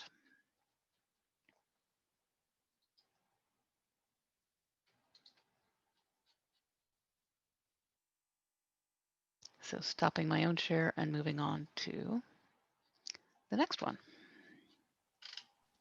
Thanks for that great question. And now let's talk about arranging spatial data sets. There are many things in common between spatial data and tables. So a lot of the concepts we talked about with tables is relevant, particularly about attributes. What we're going to focus on is the differences with spatial data in particular. So we're going to talk about using given data, whether geographic or other kinds of geometry, and then spatial fields, both scalar and vector, and briefly tensor. So let's start with one of the most well-known kinds of spatial data sets, which is geographic data sets, and specifically a choropleth map.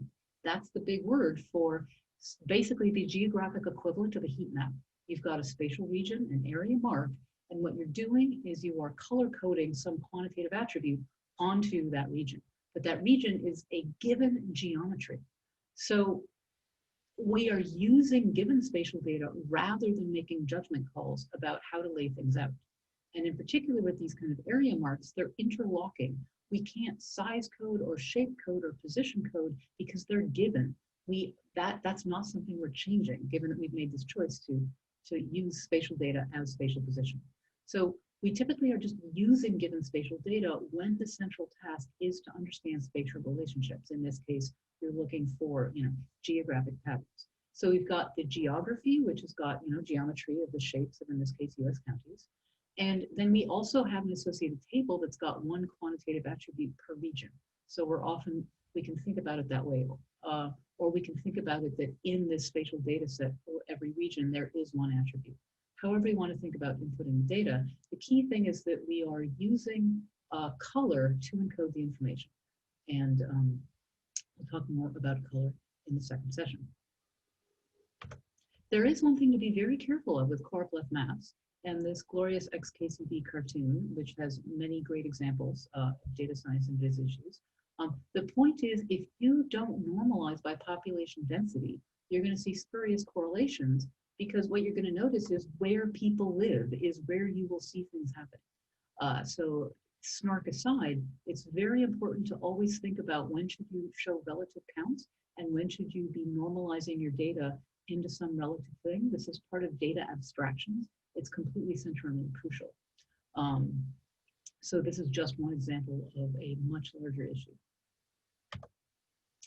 So continuing on with the spatial data, what else could we do if we have attributes associated with spatial positions? A topographic map is where we take that geometry, and at many points, typically regularly sampled points, what we do is we get a quantitative attribute, which in this case is the height above sea level. And so we have a bunch of these, we have a spatial field where we have grid cells where we have an attribute, and then we construct derived geometry, which is the iso line, the line of equal contour for specific scalar values. And any of you who've read a topo map, have gone hiking, know that can show you when the lines are close together, you have a very steep slope. You can actually see on this map structures like mountain peaks.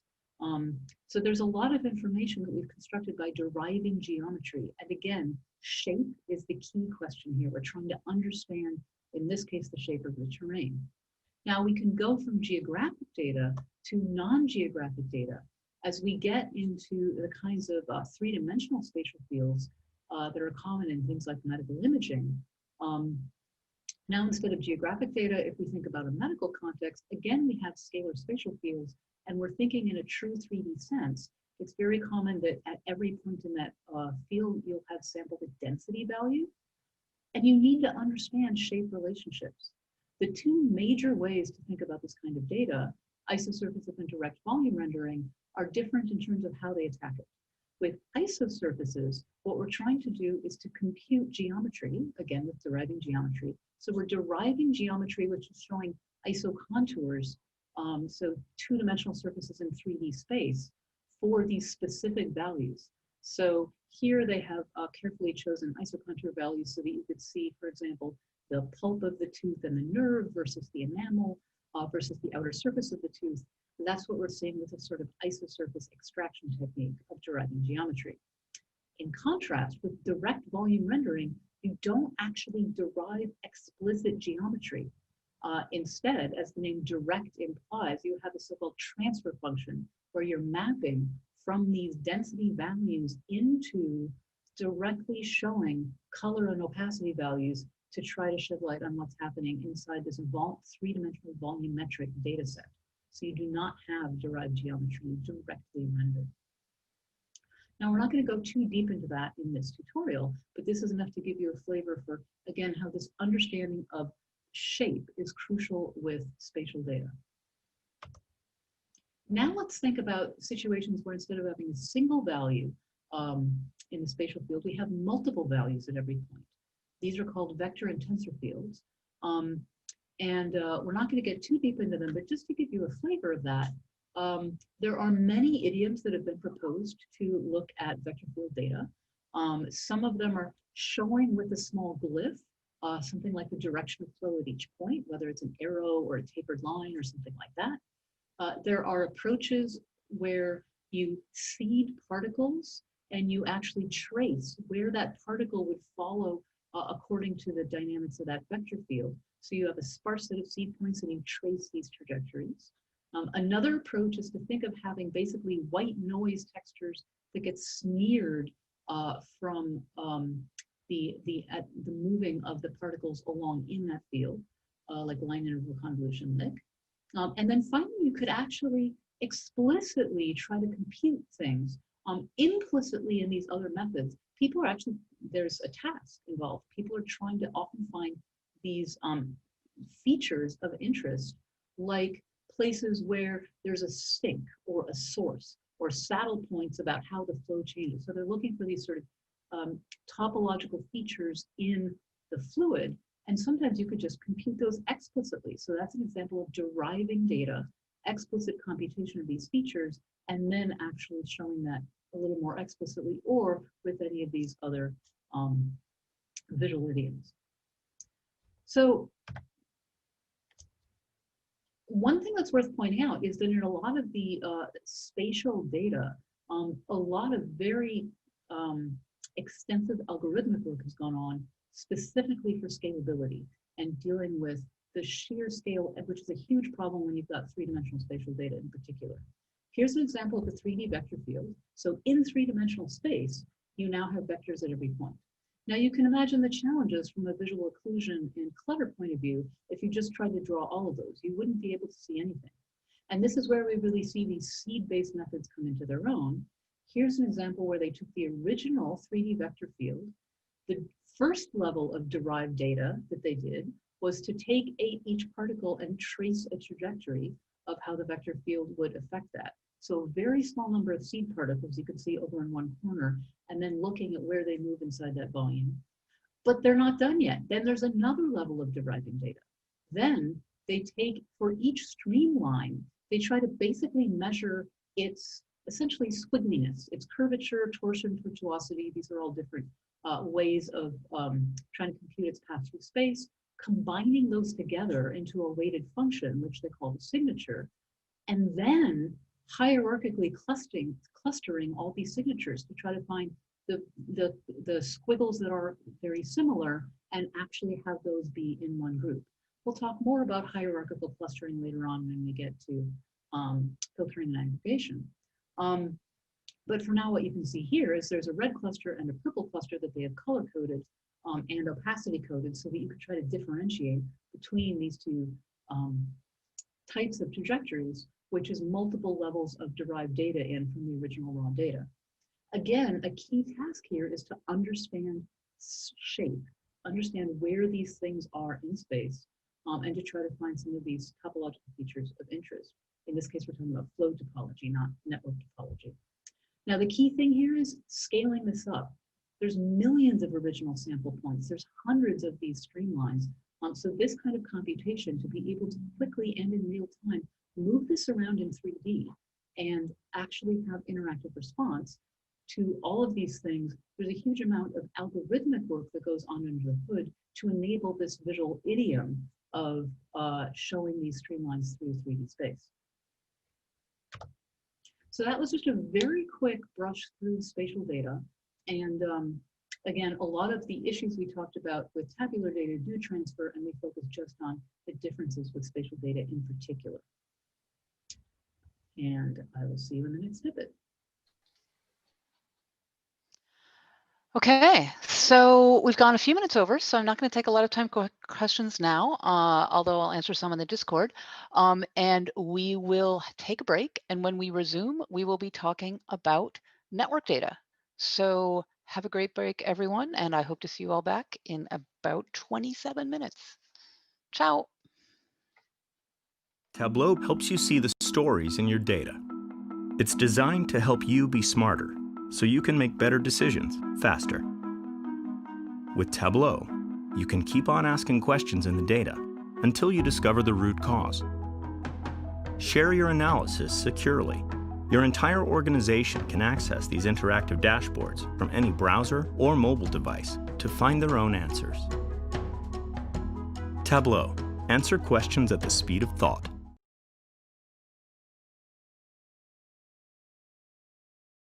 Several recent studies advocated the use of non-parametric density models for the improved characterization of data uncertainty.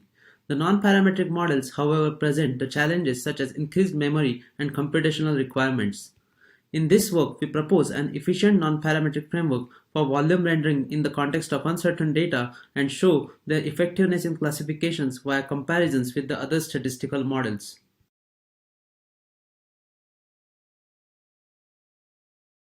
In this presentation, we introduce a provenance library, Track, which makes implementing provenance in web-based tools easy.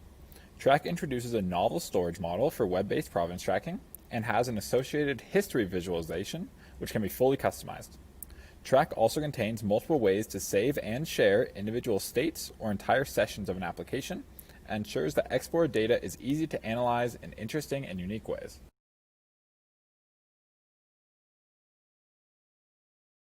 Hands-on cybersecurity training represents a domain where visual analytics can significantly improve the impact of teaching process. We describe this new application domain and introduce a conceptual model that can serve as a framework for the development of analytical visualizations.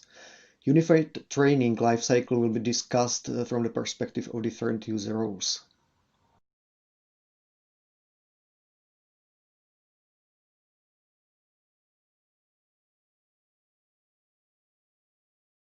A dynamic graph models changing relationships between entities over time. In this work, we present multi-scale snapshots, a visual analytics approach to provide an overview of a dynamic graph at multiple temporal scales. The approach consists of 3 steps: creating multi-scale temporal summaries, applying graph embeddings, and the semi-automatic visual analysis.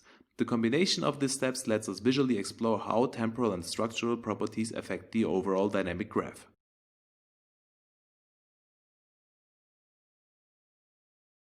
In human brain mapping, atlases are indispensable tools to neuroimaging experts. While many of these atlases capture general trends over large populations, they fail to capture subject-specific complexity of brain organization. We propose Pragma, a tool for interactively deriving individual-specific brain maps from established atlases. Pragma supports within and between parcel analyses to help experts make decisions during the parcellation process.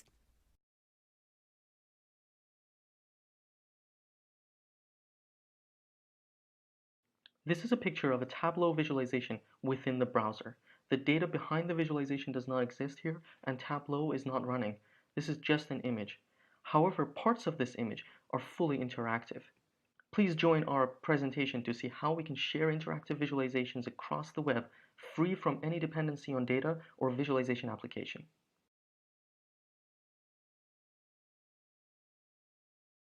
CMed is a visual analytics framework for exploring medical image data annotations acquired from crowdsourcing.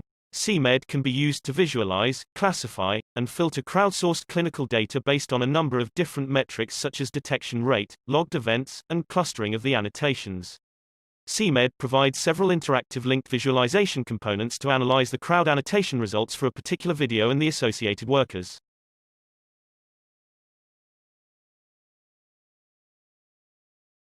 Digital humanities present great opportunities for testing new visualization approaches and evaluation techniques. However, and given the diffuse character and novelty of the field, it may also be intimidating for novel and senior researchers willing to get started in the discipline. In this paper, we propose a data-driven analysis of visualization for the digital humanities to identify key themes, authors, and relevant publications. So if you want to know more, please read our paper.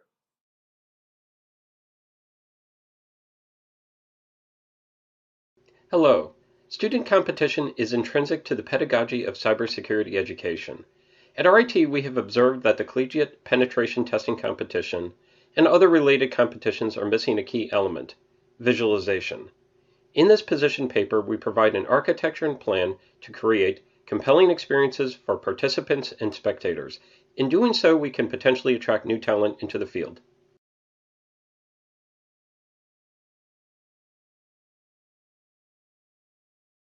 SDC is a visualization system that helps researchers understand the resiliency of HPC computation kernels to silent error corruptions. It gives users multiple perspectives of details with different granularity about the impact of SDC on an application's output. It also provides novel insight into how silent error propagates through a program's execution.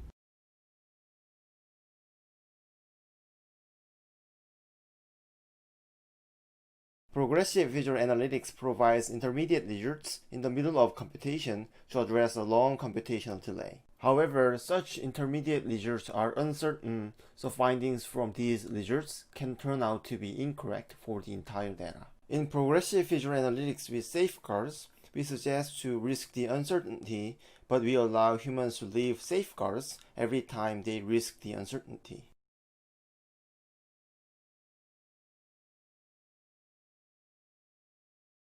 Our research goal was to design an efficient preview method of the parallel vectors operator through direct volume raycasting. As such, we present the first implicit raycaster of parallel vectors feature curves that reaches real-time performance for interactive parameter exploration and preview by applying tensor product calling and a sectional Newton descent.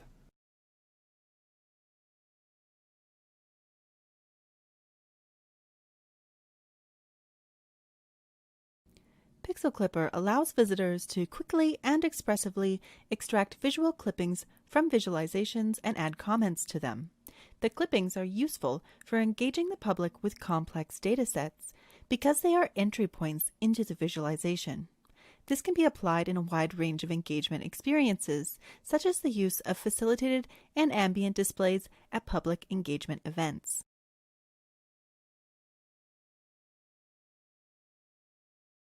Deep learning models have become ubiquitous, but we often lack interpretations for their decisions. We developed a visual analytics system to interpret models that perform multi-class DGA classification. For each layer of the model, we visualize clusters inside its activation data, showing how classes and clusters relate to each other. In addition, we provide a decision tree to explain how these clusters are constructed.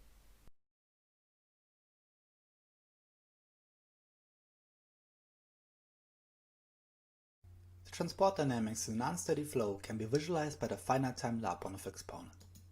But what happens if the flow contains random Gaussian deviations? We introduce a recently published quantity that is similar to the FTLE but considers these stochastic deviations. We discuss the application to real-world data, compare it to prior methods, and present a complementary visualization. Tableau helps you see the stories in your data. It's designed to help you be smarter, so you can make better decisions faster. Connect to the data you care about. Sort, highlight, drill down, or filter your data in seconds. Add calculations to extend your data. With Tableau, you can keep on asking questions in the data until you discover the root cause. Tableau, answer questions at the speed of thought.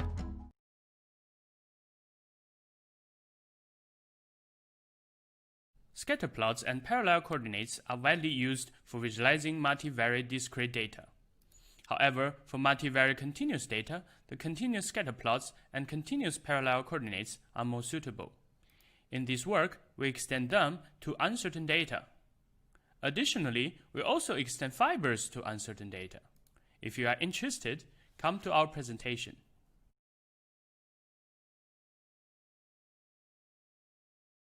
Programmers often make mistakes like this. A VIS function is incorrectly called with a string. A programming language can catch such mistakes early on, but for this, it needs a type system.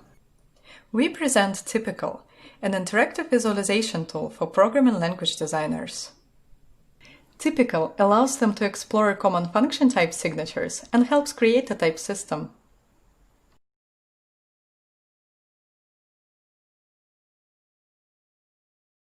The visual analysis of large-scale data from complex systems such as electronic health records has become increasingly prevalent, but can be prone to a variety of selection bias effects. We introduced dynamic reweighting, a novel approach to selection bias mitigation that helps users craft bias-corrected visualizations. This approach is implemented in the Cadence Visual Analytics tool, which provides visualizations of and control over the dynamic reweighting process.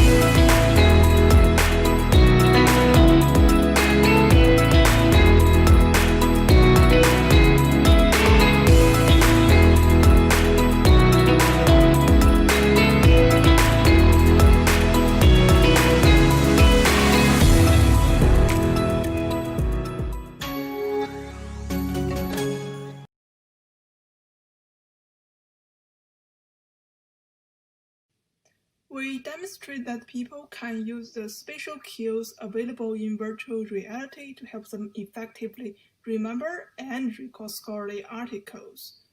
We used a virtual coffee shop and asked participants to remember 4 abstracts from scientific publications, and we termed this method a virtual reality memory palace variety.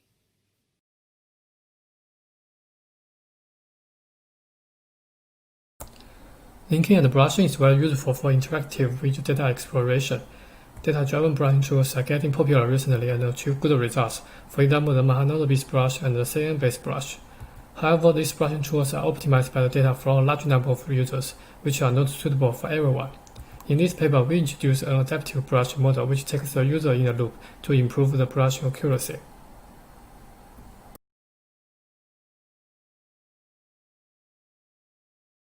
We propose a new semi-automatic method that uses topological features to guide users in tracing neurons, and integrate this method within a virtual reality framework. We use the Morse-Mel complex to find a set of candidate neuron arcs. The candidate arcs are integrated into a VR neuron tracing system and expose through our Morse-Mel complex guided semi-automatic tracing tool. The topological ridge graph underlying our MSC guided tool is robust against gaps in the signal.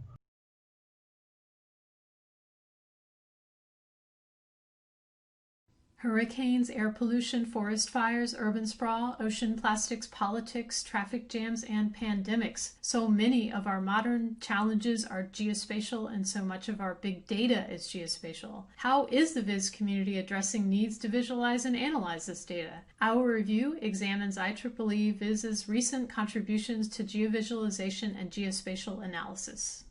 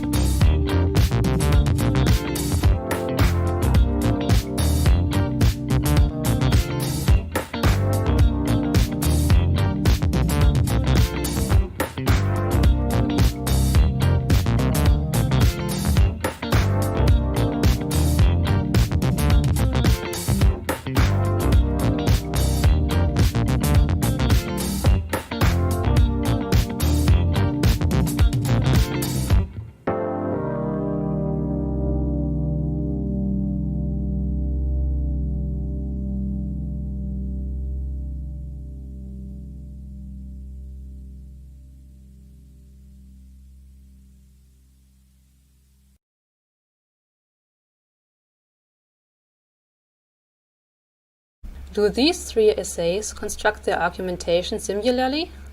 Where in this table of argumentation data from the previously seen texts can I find certain argumentation patterns? Do these three argument maps depict the same argument? We have developed a visual analysis system for argumentation in essays that can answer these questions at a glance. You want to know how it works? Come to my talk.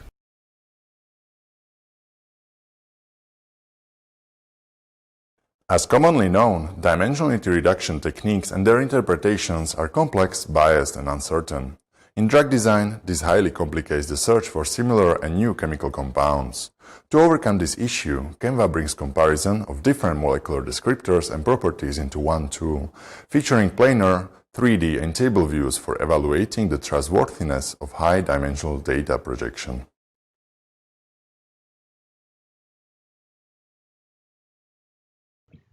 A Munzner complex is a topological descriptor that captures the gradient flow of a scalar function.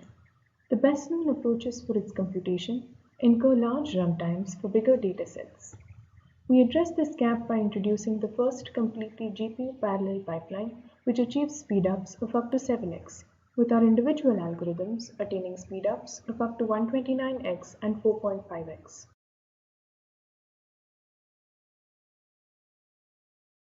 Interacting with large datasets could be painfully slow. We can reduce the latency with faster backends, but that's not always attainable. Here, we investigate a solution that only leverages techniques on the front end.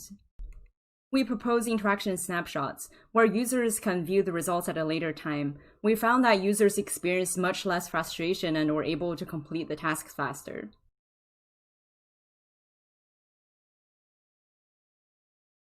How many times have you asked yourself, why should I stay in academia? Junior researchers might ask this more often, but it's a popular topic among all levels of academic seniority.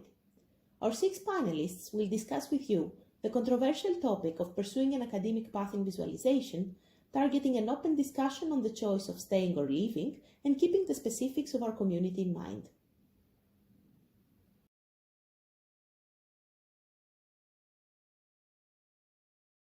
Serine graphs are variants of stack graphs with curve-based line, and the main factor affecting its readability is the sign Lorentz through a perceptual inconsistency of the orthogonal and vertical direction.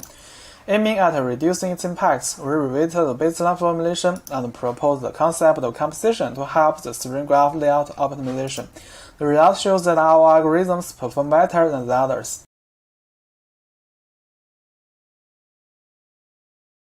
Predictions made by machine learning models can be hard to understand.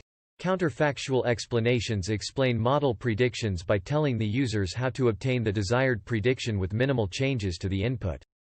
We introduced VIS, an interactive visualization system that supports counterfactual-based explorations on individual instances and data subgroups. Please check our paper for more details.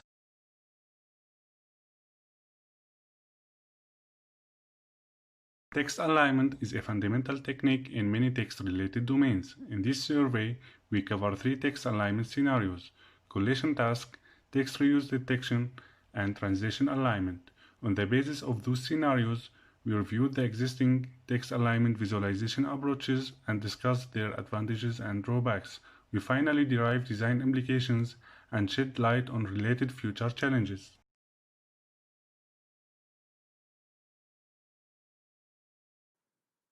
Evaluating alternative interpretations is an essential part of complex sense-making, but the resulting ambiguity is rarely considered in the design of visual analytic systems.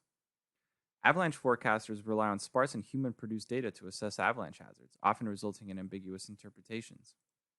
We used simple glyphs and unit visualizations to specifically consider and support ambiguity in the avalanche forecasters' sense-making processes.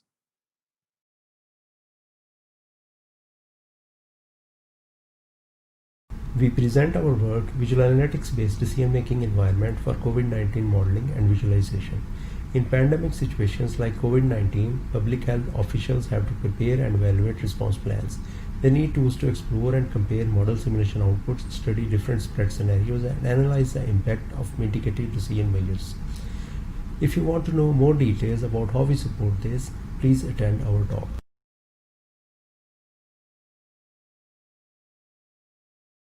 In a visualization, Laying out labels to data points needs to be done automatically with a fast labeling algorithm. We introduce occupancy bitmap. It's a data structure that helps the labeling algorithm to, first, quickly record the positions of existing marks and labels, and second, quickly detect overlapping of labels to the recorded positions.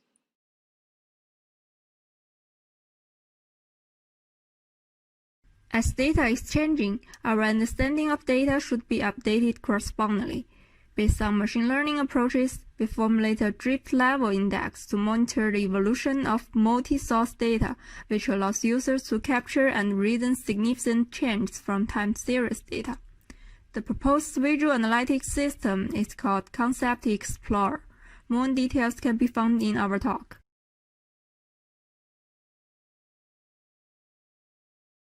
The success of a convolutional neural network has been attracting many students and practitioners to learn the exciting technology. However, for beginners, the CNN model is not easy to understand. We introduced the explainer, an interactive visualization tool to help beginners more easily learn about convolutional neural network. Using the explainer, users can progressively explore the CNN model with real-life images in their browser, getting a comprehensive understanding of both high-level model structure and low-level underlying mathematical operations.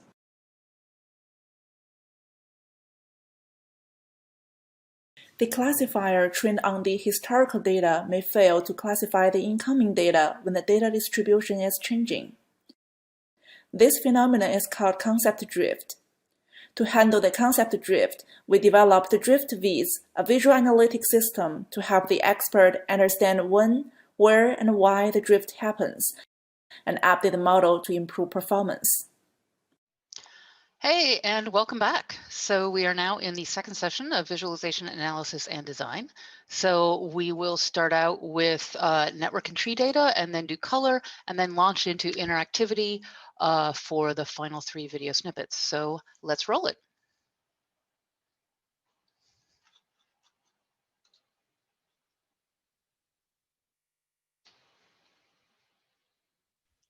And now let's talk about arranging spatial positions for networks, which includes trees. So there's 3 major ways to think about laying out networks. One is as node link diagrams, one which works for both networks and trees. Another is an adjacency matrix. And finally, enclosure, where we're using containment marks, which is exclusively for trees. So let's go through and talk about those. So a very common node link approach is an idiom specifically called force-directed placement, which is a whole family of algorithms.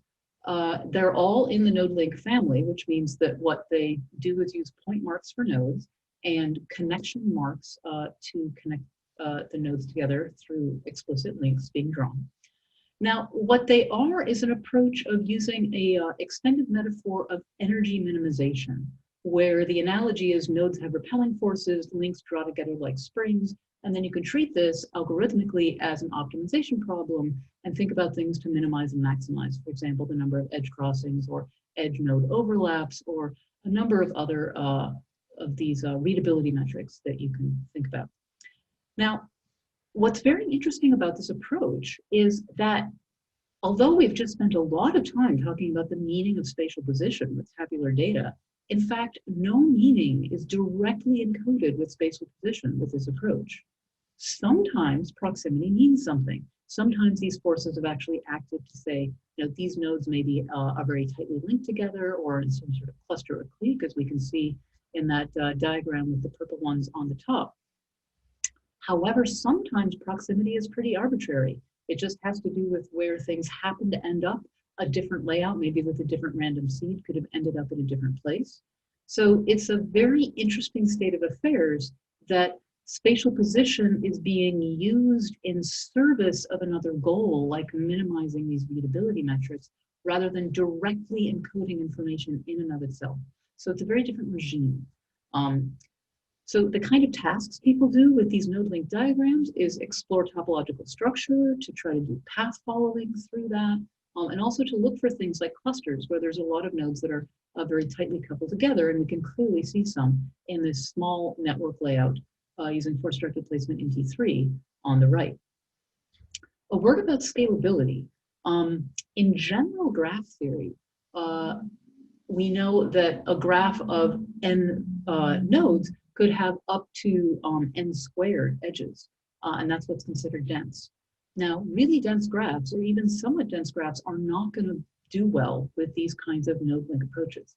So typically, a good rule of thumb is if you've got any more than 4 times the number of links that you have as nodes, you're probably not going to be very well served by force-directed placement.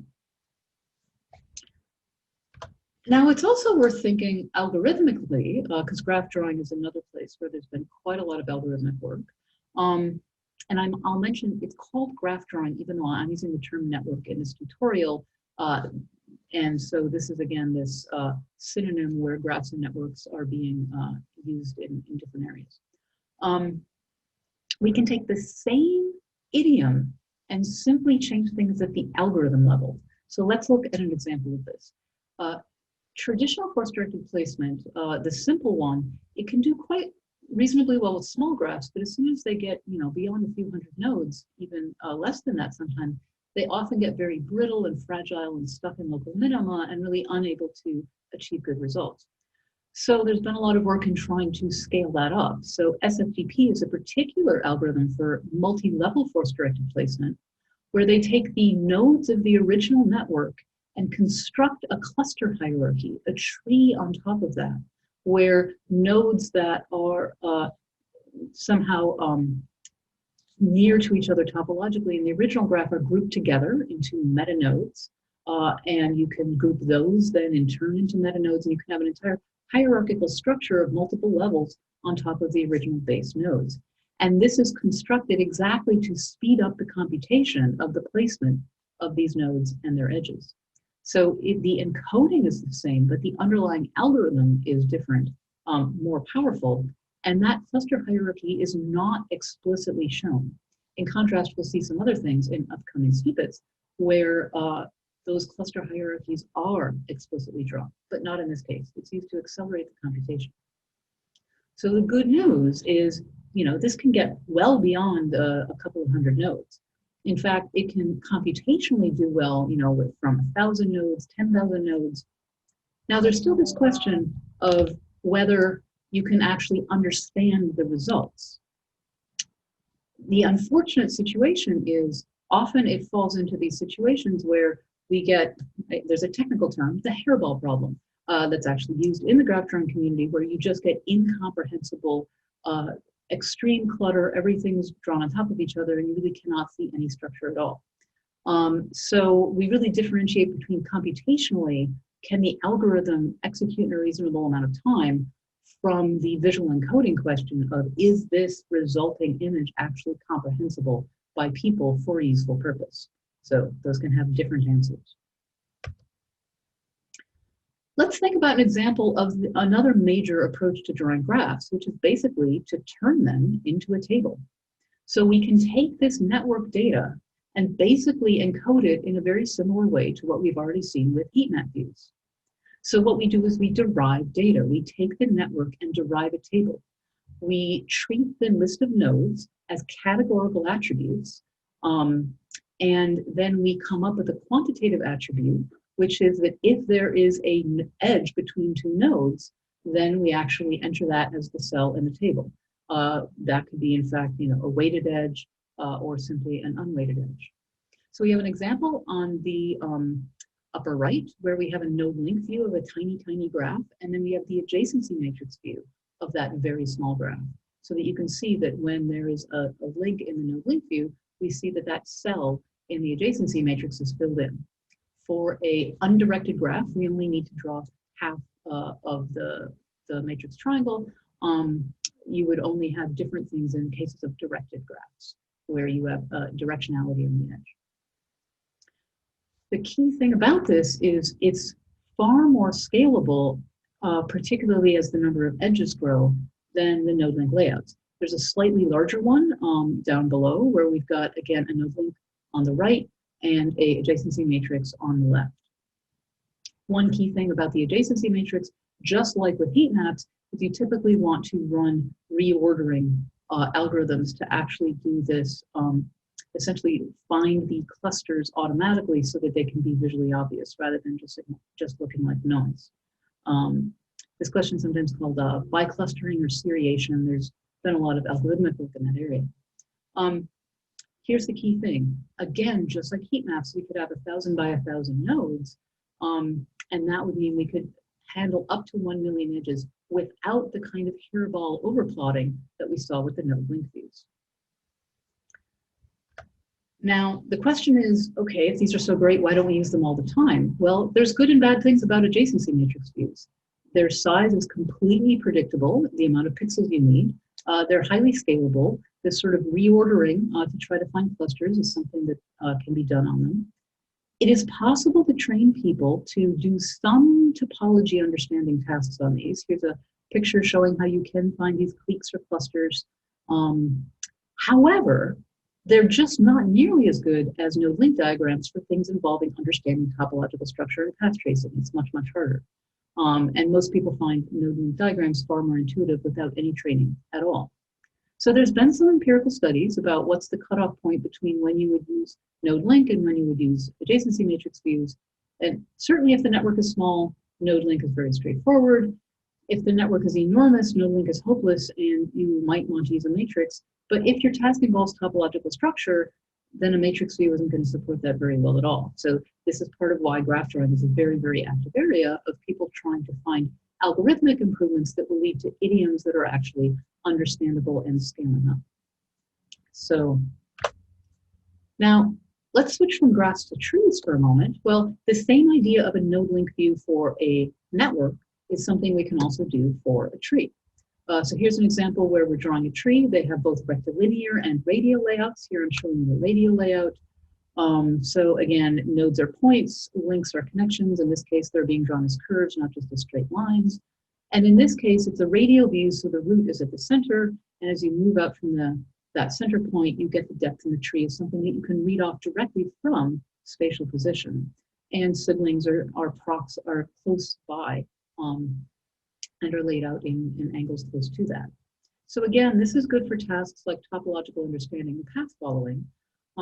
If you do need to actually read the labels, which is typically what makes these drawings useful, then maybe you'd be able to fit around 1,000 nodes on a 1,000 by 1,000 pixels display.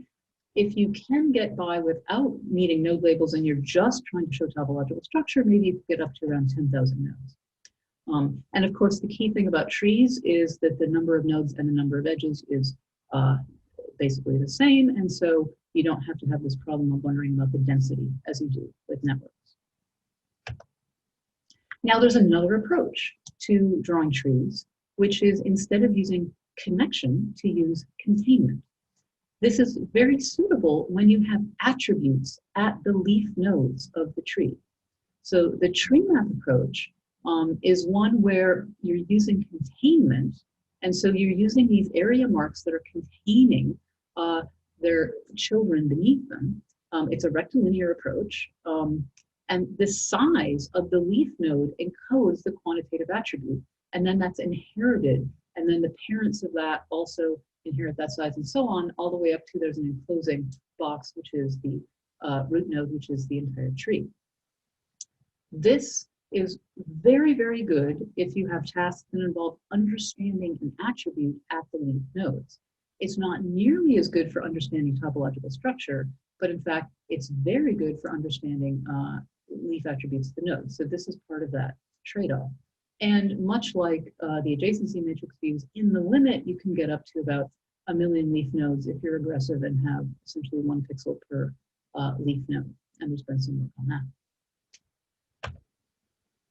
So thinking about these two approaches of connection and containment, let's just try to summarize a bit of what we've talked about. In network drawing, we're often dealing with link marks rather than node marks. In the connection case where you're drawing a line between nodes, that's all node link diagram styles. The emphasis there really is topological structure, and path tracing works for both networks and trees. In contrast, containment, where you're actually having a 2D area that's enclosing some number of nodes, and all the variants of tree maps are like this, is really emphasizing attribute values at the leaves through a size coding, and it's only workable for trees because they're the only ones that have this hierarchical guarantees, which of course you don't have with general graphs. So here we have a few examples of smaller and larger graphs using these two things.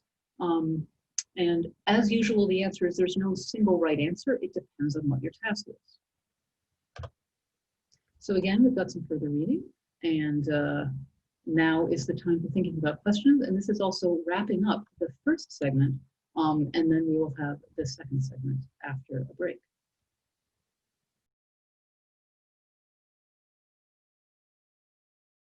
Okay, great. So already there was one good question from Gurka on, does anyone know of resources to tackle sorting heat maps and matrix views to identify clusters? I put a couple of pointers into the chat. One is a deep dive. What's really crucial to know is everyone calls this thing something different, and there's like 10 different literatures. So they call it seriation, matrix reordering, biclustering. There's a theory paper by Liv, which is a great place to get started. And for practical coding, there's a really great tutorial from Michael McGuffin that I've also linked to. So Huyan Nguyen says, how can we evaluate network layout in terms of comparison between design alternatives? Good question. So, I mean, in some sense, this this section was trying to get at a few of the issues. So one of the big, alternatives is, do you do node link or you do adjacency matrix in the case of networks? And so these are visual encoding idioms that are stronger or weaker for certain tasks, depending on what tasks you're trying to accomplish. So if you're doing path tracing, it's actually not great for matrix views. That's where node link views are really completely crucial. But of course, there's the scalability problem. So that's the most fundamental question you've got. But there are many, many more nuances and flavors. There's all kinds of things you can do. There's been, decades of work on node link graph layouts that actually try to use a whole bunch of heuristics to try to support some tasks more than others, right? Do you want to exploit multi-level structure? Do you want to actually, help people see maybe there's some other attribute? Maybe you're going to use spatial position to show some attributes. Sometimes this is called things like semantic substrates, and then still try to do things like minimize edge crossings with the degree of freedom that you've got left. So, I mean, in terms of how to evaluate, I'm not sure if you mean technically, like, would you use from a methodology point of view? This is the kind of thing where you really can do controlled experiments in a lab setting with human subjects. So you really could say, I'm going to give you a task and I'm going to measure with a stopwatch and see how long it takes you to do something, or if you make a lot of errors. There's also, given the amount of algorithmic depth in graph drawing, there's typically also quite a bit of, did your algorithm actually run fast enough? But there's a sort of inversion with a lot of network layout where part of what you want to do is think about, can you develop an algorithm to have the kind of visual properties that you want to actually address the tasks and data? So whereas a lot of when we talked about tabular data, you might have a pretty clear idea about your task and data and then develop an idiom and then just go off and implement that, and maybe the only challenge is scalability.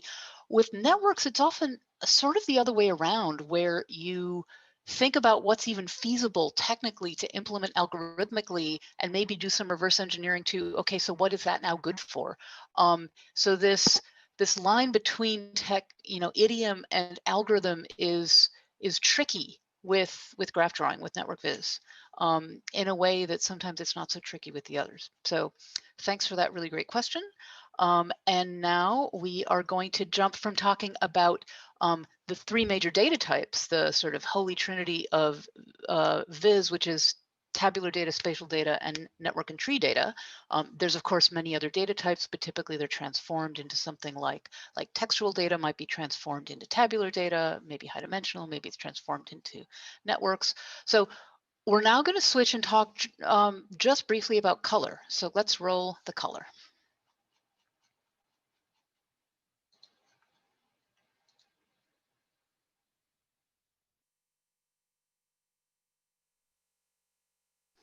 So now let's move on and talk about color. So we just spent a lot of time talking about arranging data in space for tables and networks and spatial data. Now let's talk about color. There's other visual channels as well that we won't have time to cover in this tutorial. So the first rule of color is don't talk about color. Color is incredibly confusing if we treat this as a monolithic channel, because in fact, it's not. What we need to do is decompose color into 3 channels: luminance, saturation, and hue. So 2 of these are magnitude channels that can show ordered attributes. So both luminance and saturation, we can think of luminance like black to white, saturation like the vibrancy of a color. These are things that have an implicit perceptual order. If I put someone in a room and I say, here's a dark gray and a black and a white and a light gray paint chip, please put them in order, I bet the 2 different people will put them in the same order every time. But hue is an identity channel. It can be very well suited for showing categorical attributes, but if I put 2 different people in a room and I gave them a blue chip and a green chip and a red chip and a yellow chip and an orange chip, and I said, put these in order, I don't know what order they would do, and I would not bet $1 million that it would be the same order. So it's not perceptually ordered the same way that the other 2 channels are. So luminance, saturation, and hue is a perceptually oriented color space with 3 channels. Some of you who've done more web programming or computer graphics might be aware of RGB as another color space. It is 3 channels, but it's a very different hardware-oriented color space as opposed to a perceptually oriented one. So this one is much more well suited for thinking about visual encoding. Now with luminance, a key thing to know is this is what the human visual system needs to detect edges. The only way you see fine-grained detail is through luminance contrast. That means you need that to make sure the text is legible. Keep that in mind. This is a really evocative picture from marine stone where we've got an apple orchard decomposed into the luminance channel and then all the other color information. And notice how all of the crisp detail is in the luminance channel and the color is much more hazy and blurry and difficult to see crisp edges with. Now, speaking of color spaces, there are, in addition to RGB and a lot of color pickers, there's many that give you HLS or HSV. Be aware that that L of lightness is not the same as true luminance, which is technically called L star, although we're not going to get into that in this tutorial. But do be aware that if you look at colors in RGB, you're going to see that some like blue are really much darker and some like yellow and green are much lighter. Be aware that these will all be the same lightness value in an HLS color space, even though they have very different true luminance values. There are very few tools that actually do allow using true luminance, unfortunately. If visualization takes over the world, as it should, then maybe we'll see more ability to actually use a true luminance picker in other contexts. So let's talk about the use of color to show categorical information. A key thing is, how many bins can you use? And the answer is fewer than you want in general.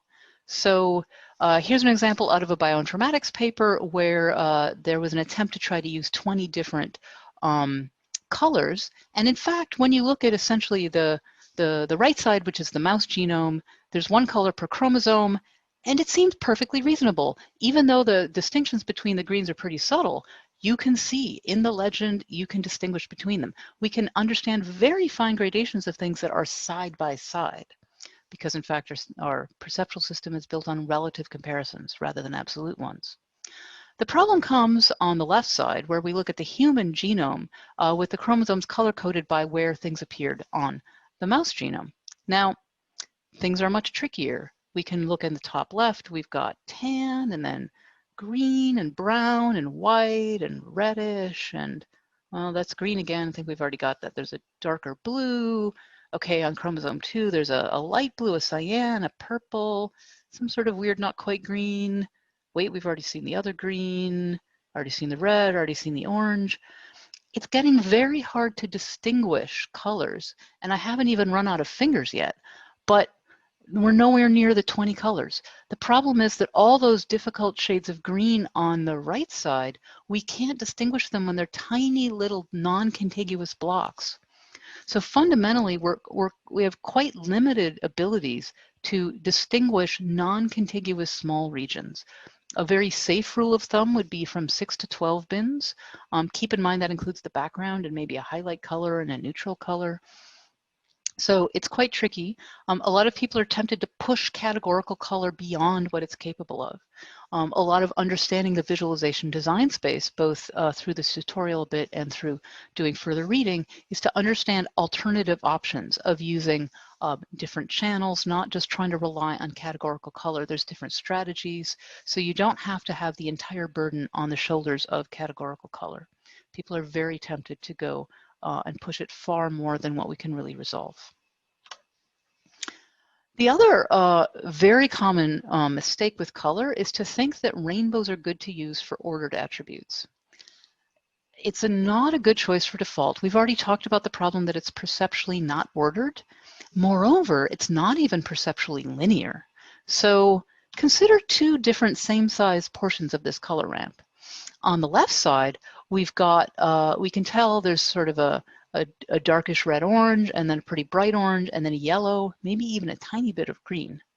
The same size ramp in the green section, all we can see is green. It all looks green.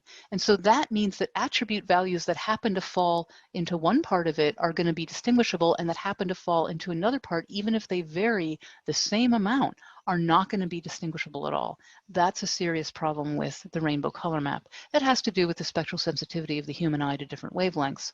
So even though it's physics, which is that yes, sunlight through a prism will in fact show us a rainbow, and that is a fact of physics, the biology of our perception does not make rainbow color actually necessarily such a good choice.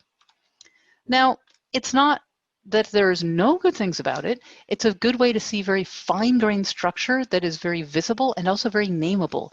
In these pictures, you can talk about the orange part and the green part and the cyan part pretty crisply and clearly.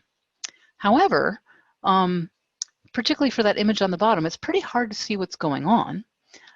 So what are some alternatives? If what you want to see is not fine-grained structure but large-scale structure, then a different kind of color ramp like we see on the right here, where we're going from purple through a neutral gray towards fully saturated yellow, now we're much more able to see large-scale structure. Moreover, speaking of making things visible, if we try to be very careful about the construction of a color ramp, we can even shed light on this mysterious thing on the left. This is actually the coastline of Florida, but there was no way to tell because crucial information right at the 0 point was in the really hard to distinguish yellow-green section.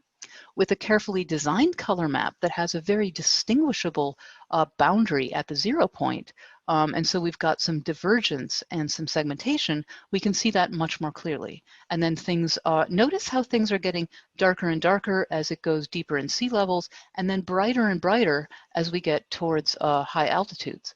This is actually an example of a color ramp that's carefully designed so that even as you have multiple hues, the luminance is monotonically increasing in one direction and decreasing in the other. This design principle was well used in things like the Viritus color system. Let's take a look at that. Both Viritus and Magma are custom designed color palettes that they have monotonically increasing luminance as you go, which is not at all true for many of the other defaults. They're perceptually uniform. They're even colorblind safe. They're incorporated into many tool packages like R and Python and D3. And you can see from these two color ramps that we really are able to have color nameability and this crucial thing of using the luminance ordering so that you have both nameable hues and ordered luminance. I'll mention one more thing before we leave the rainbow, which is not all rainbows are bad. Rainbows are perfectly good for categorical data. If you want to have a segmented color map, then for categorical data, you actually want the very bright and vibrant colors. You want to have as high saturation as possible to have those little small non-contiguous areas be as distinguishable as possible. So rainbows are great for categorical data. They're a pretty poor choice for ordered data in general. So to try to wrap up thinking about color maps into one big continuous context, we can think about color as being used either categorically or for ordered data. It can be sequential or diverging. We can see a few color maps there of min to max versus 0 point going outward. There's even the binary case of just having two values. Now, what else should we think about? all of those previous examples were single univariate color maps. What if we try to show things two different attributes using color? People have designed these so-called bivariate color maps where some of them are much more dangerous than others. If you simply say, well, I want some, say, categorically different data, and then I'm going to have a fully saturated version and a less saturated version. So it's multiple categorical levels in one direction, but only two binary levels in the other direction. That's that one up on top. That's actually pretty safe. Things get trickier if you're trying to have multiple levels in both the directions. So whether it's diverging or diverging sequential, although a lot of people do want to use them, people have gone to great care to carefully design them, a lot of people do end up finding them confusing. There's been a lot of empirical research about some of the challenges of interpretability with bivariate color maps. So be careful, there be dragons there. So think with categorical color, 6 to 12 bins, and that's if people have normal color vision. We don't have time to get into color blindness in this tutorial, but it's a major topic affecting 8% of men. What about luminance and saturation? It's probably safe to think about maybe 3 or 4 bins max in terms of, again, if there's non-contiguous separated regions, you really don't have that many discriminable levels. Be aware also that size deeply affects the visual salience of color. You need very high saturation for small regions, and conversely, if you have really large regions of color, think about having desaturated colors so that you do not blow out people's eyes. So that was just a quick drop in the bucket of all of the things that there are to know about color. As always, we've got some further reading, and then we'll move on to questions and the next segment.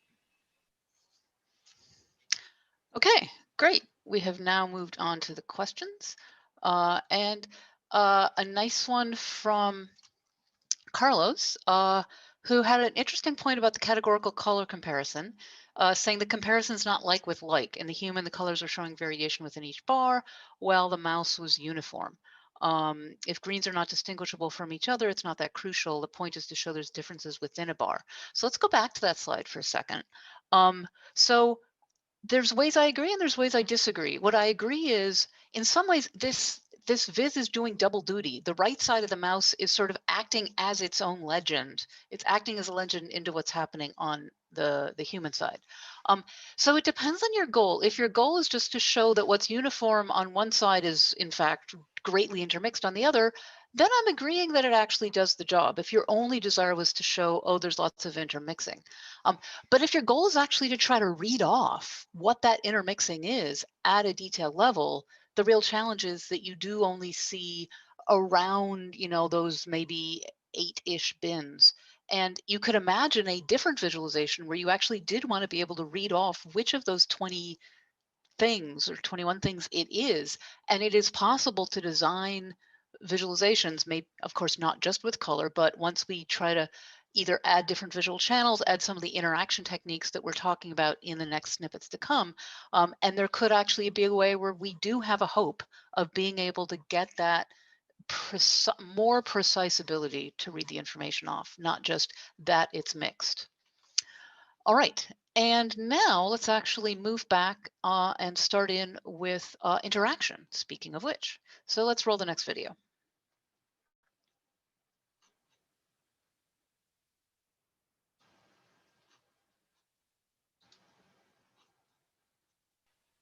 And now we'll talk about interacting with a single view and what are some of the things we can do for that. So far we've been really focused on the static visual encoding parts, and now we're moving on to the interactive parts, manipulating, faceting, and reducing things within views. So what's going on here is that we have 4 major strategies to handle complexity. We've already talked about one of them, which is deriving new data. So the other 3 are the major families of interactivity. There's changing a view over time. There's using multiple views and how do we facet between them.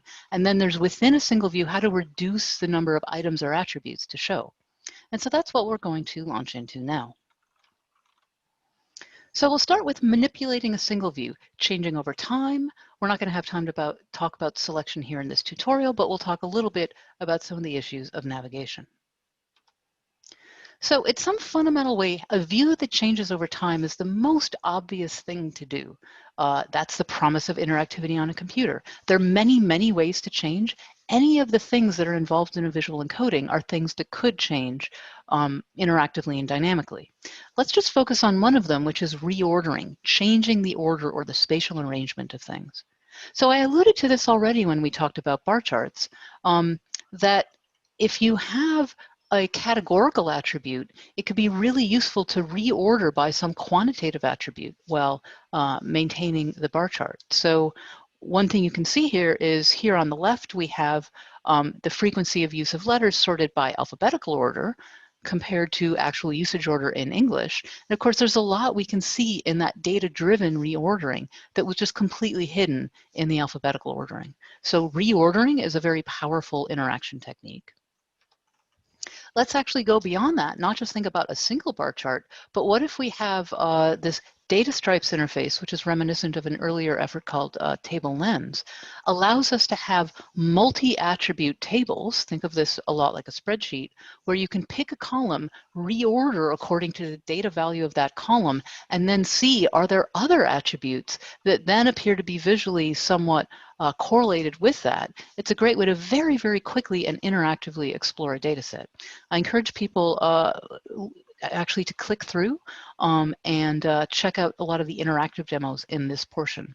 And almost everything that I'm showing you has an interactive demo that is down in the URL in this case in the left corner. So what else could we change? For example, we could change alignment. Remember how we talked about stacked bar charts and we said, well, what's easy to compare is the total bar length and only that first segment. What if we allowed interactive realignment? Here's an example of the lineup tool, which allows you to say where you want the alignment to be. So in the bottom one, we now are able to actually do fine-grained aligned comparisons between the blue and the red bars for citations and teaching because we've moved the alignment point to the middle rather than to one end. Now, there's many things we could change, but let's just spend a few minutes talking about navigation. So fundamentally, we can think about navigation as a way to change what items we can see. We've got this metaphor of a virtual camera, and just like you moving around in the world or a camera, you can change what's visible by moving. You can zoom in. There's the familiar semantics of if we zoom in close to a camera or further away, things get bigger and smaller. There's also what's called a semantic zoom, which I'll show more in a minute, where you don't just try to simulate reality, but actually dramatically you could adapt the representation of an object simply based on how many pixels are available to draw that within. So you can do much more dramatic things than simple geometric zooms. We could do what's called panning or translating. Particularly in 3D, there's interest in rotation. It makes less sense. It's much less common in 2D. But with 3D spatial data, rotation is completely crucial. Another thing to keep in mind is navigation does not have to be unconstrained. It doesn't just have to be that you can translate and zoom and rotate freely. You could say, let me select something and then have the camera automatically move to the point where that thing I'm interested in is appropriately framed within the view. That's often a very powerful technique. You could have an animated transition so that you don't have to try to use controls directly. Remember, people are very poor helicopter pilots in the real world. It takes training to actually fully move around in 3D. So constraining navigation can actually give a lot of power to the user, although it might sound like you're taking power away. In fact, usually it's adding power because it removes some of the cognitive load of having to navigate piece by piece. Let's go back to that idea of semantic zooming. This is certainly best seen interactively. So I encourage you to click through and actually see the video. We don't have too much time for that in this tutorial, so I'll just briefly walk you through. The key idea here is this is a system called LiveRack that actually came out of my own lab. And there's very different visual representations for these charts depending on how much room there is in each of these stretch and squish cells. So If it's a tiny, tiny cell, then we have something that's just like a heat map. There's just a single color to show something encoded by color alone. If there's a little bit of room, we use a very space-efficient form of a line chart called a spark line, where we're just trying to show the line itself. We don't have any axes, we don't have any labels. If there's some room, we show a fairly straightforward and simple line chart, and if there's a lot of room, then we do a full chart with axes and tick marks and everything. The point being that we don't simply try to take that full chart view with all the axes and tick marks and so on and just average that down like a thumbnail image. It would be very hard to see things. Instead, we change the view much more dramatically based on the available screen area of each of those little regions. So navigation can also be thought of as reducing the attributes that you're showing, not just the items, but the attributes.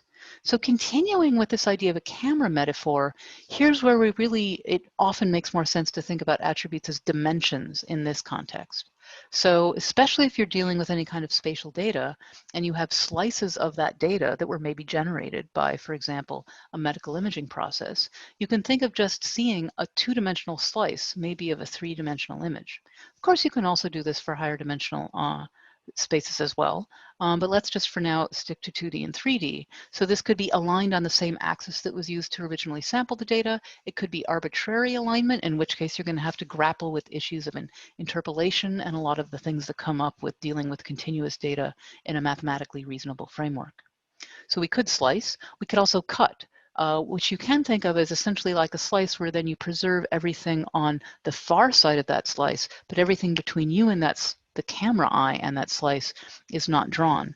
So these are very related activities. Now there's a more mathematically rich thing we could do, which is project. We could have projections from some higher dimensional space down into some sort of image plane. We don't have time in this tutorial to get into the glorious world of projections in full detail, although it's great and I highly recommend it. I'll just say that there are many options. For example, using simply orthographic projection where you throw away entire dimensions. Perspective projections where you're doing something that simulates what we see in reality with real world scenes where distant objects look much smaller. There's a lot of interesting projections for dealing with cartographic and geographic data. So many different projections beyond the scope of this tutorial, but just useful to get you thinking about projections and slicing and cutting as essentially ways of reducing the number of attributes that you're dealing with, in addition to other ways of thinking about reducing the number of items that you're dealing with. Again, we've got further reading, and now we'll wrap up and take questions before the next snippet. Okay, so I got a question from Duvant saying, user guidance in visual data exploration is an active research field. Do you have any references you consider interesting in this direction? Yes, but how do I say them in only 10 seconds?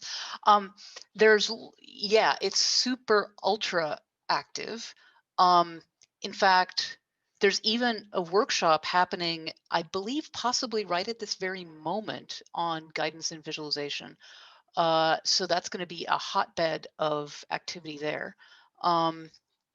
So what I'll do is I'll take a look and actually post a link to that in the Discord. But I think there's enough that I'm going to maybe just start putting some links in and not try to do that one on the fly. Here's a question for Purna, from Purna. Broad question that probably pertains more to earlier segments. That's fine. Are tables considered a visualization idiom themselves? Why or why not? I see tables mostly used as conditions in decision-making tasks, like the attraction effect paper from Tamara et al. But I don't think there's many examples of data exploration work that primarily use interactive tables to visualize data. So that's an excellent question, and the short answer is yes, and this is an overloaded word. I'm going to distinguish between tabular data types and a visual table as a display mechanism. So the visual actually showing a table as a thing that looks like a table, maybe with color coding and stripes and so on the screen, yes, that is an idiom. So, and, people have actually gone fairly deep with that. You can think of something like, the data stripes example I showed as a sort of, very dense pixel display that really is of a table, where, each line is just 1 pixel tall. So yes, people do use tables.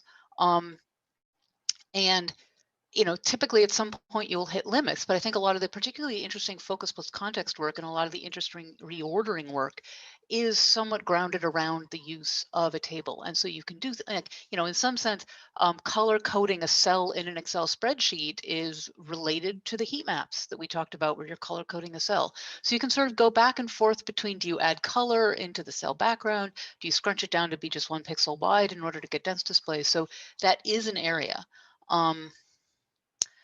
So great question.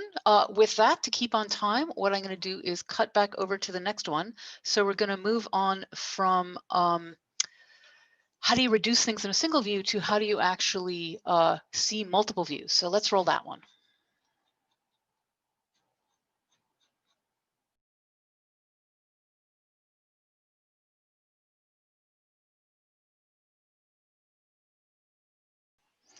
So now we'll talk about the use of multiple views. With multiple views, we can think about faceting into these multiple views. And one consideration is how do we juxtapose views side by side? Another is how do we partition the data, chopping it up between the views? And what are the considerations when thinking about how to superimpose layers on top of each other within a view? So starting in with juxtaposing views, how do we think about ways of coordinating juxtaposed views? So one issue is, do they share the same visual encoding or is it different? Either way, we could have linked highlighting between those views. Is the data shared between the views all the same, or is a subset in one versus the other, or is it a disjoint partition where none is the same? Is navigation shared between the views where moving in one causes motion to happen in the other? So let's walk through a few specific examples in this design space that are very popular. So first of all, let's talk about this idea of linked highlighting. It's a very powerful and pervasive idiom for interaction that we're seeing all through visualization. And the key idea is that you want to see how a region that's contiguous in one view, you highlight it, and then it's also highlighted in those items are highlighted in other views. It might also be contiguous or it might be highly distributed. And seeing those differential distribution patterns is a huge amount of the power of having multiple views. So here's an early example from the EDV system where we're looking at baseball statistics using multiple different kinds of visual encoding. So it's a multi-form view, a multi-form approach. The data is completely shared. Every view shows all of the data. And we're seeing, well, it's showing all of the items, and we're actually typically seeing different attributes across the views. So what have we got? There is a salary plot in the upper right-hand corner. We've selected the high-paid people, and we're seeing how are they distributed in the other views. In the bar chart showing the years they've been playing, they're very distributed. Positions also very distributed. Notice how we're doing something here where with linked highlighting, we are showing the subset of the bar, sort of in a stacked bar chart mode of the highlighted part on one, seeing how many items in that bar are highlighted in the other. We see them also distributed between assists and putouts, but we do see on the scatter plot on the right side that in fact the number of hits per year is above average for all of the highly paid people. So that makes sense. And linked highlighting can happen both with different encodings, with the same encodings, a very common approach. Let's think about another design pattern, which is the idea of overview detail. So this particular example of it is a geographic map where we've got a so-called bird's eye view, where we have a large detail view and a small overview. In this case, we have the same visual encoding. These are both showing geographic data where we're using the given spatial position to actually show that geometry. The data that's shared is a subset. We've got a subset in one view compared to the overview. And the navigation is linked bidirectionally. If you move in the detail view, you'll see that little box representing your location move. And likewise, you can drag the box in the overview, and then you'll see the detail update. So the only difference here from a visual encoding point of view is the viewpoint, which then is showing only a subset of the attributes in one. This approach of having an overview and a detail view is extremely common, again, and it can be both for shared visual encodings and for having very different visual encodings in the detail view. One more that I'd like to walk us through is this idea of small multiples. So in this approach, you've got the same visual encoding across a whole set of views, and there's some differences in the data you're showing. So it could be different items, could be different attributes.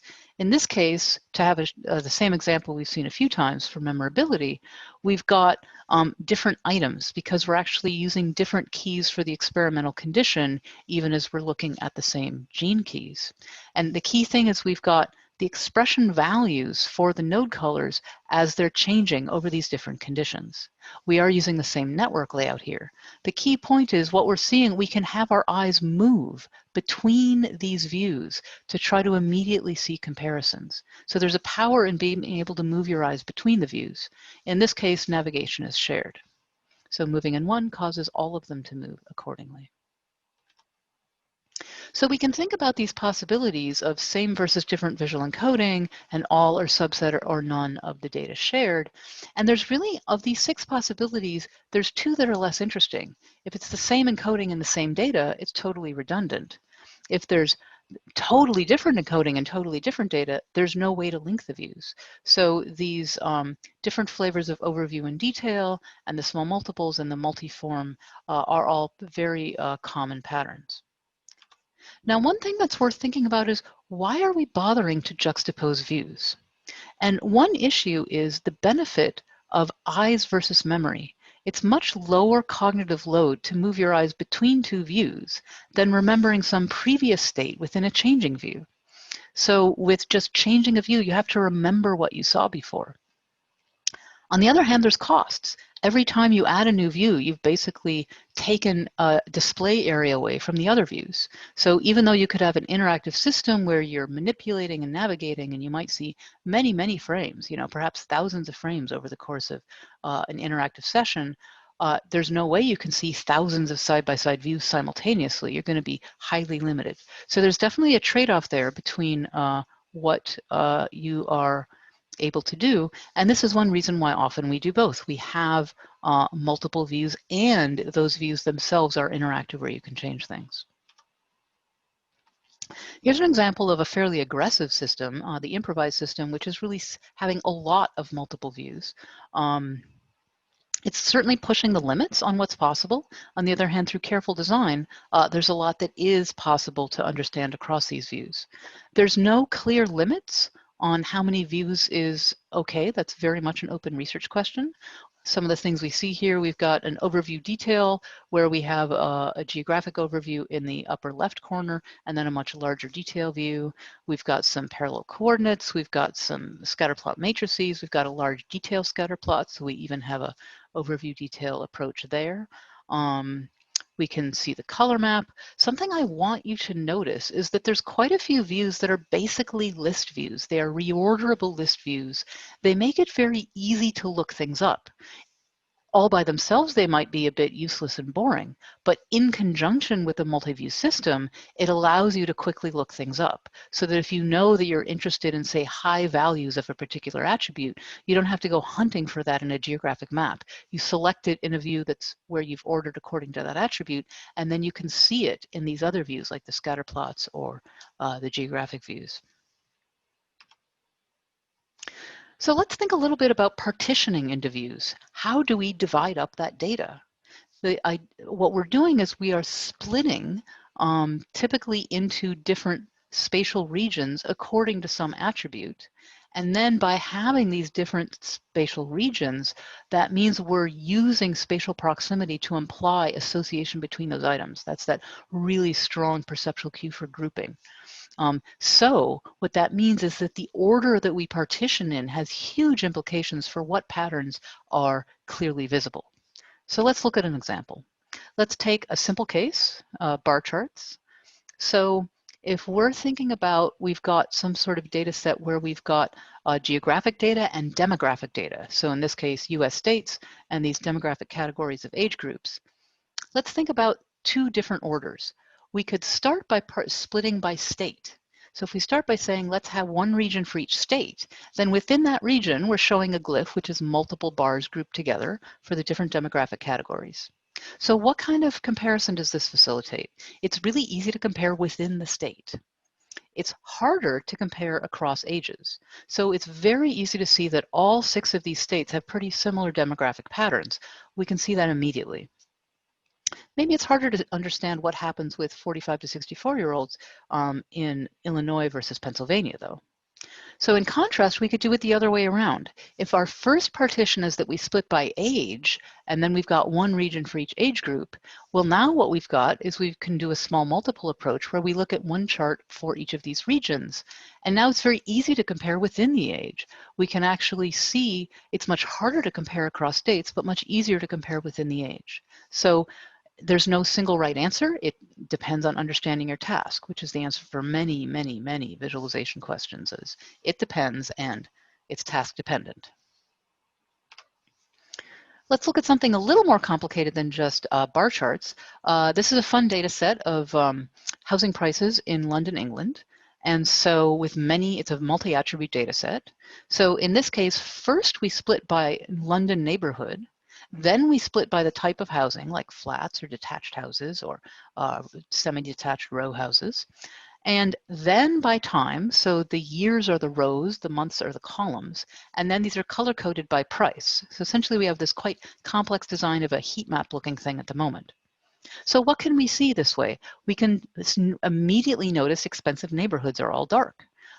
We can notice real disparities between the 4 housing types. Where are neighborhoods where there's huge disparities between, as opposed to just everything's expensive, where only certain types of houses are far more expensive. So we can see that based on the order of splits. Let's try a different order. What if we switch to first split by type, and then within the 4 types, we can split by neighborhood? We've also switched what we're color coding. We're now color coding the price variation.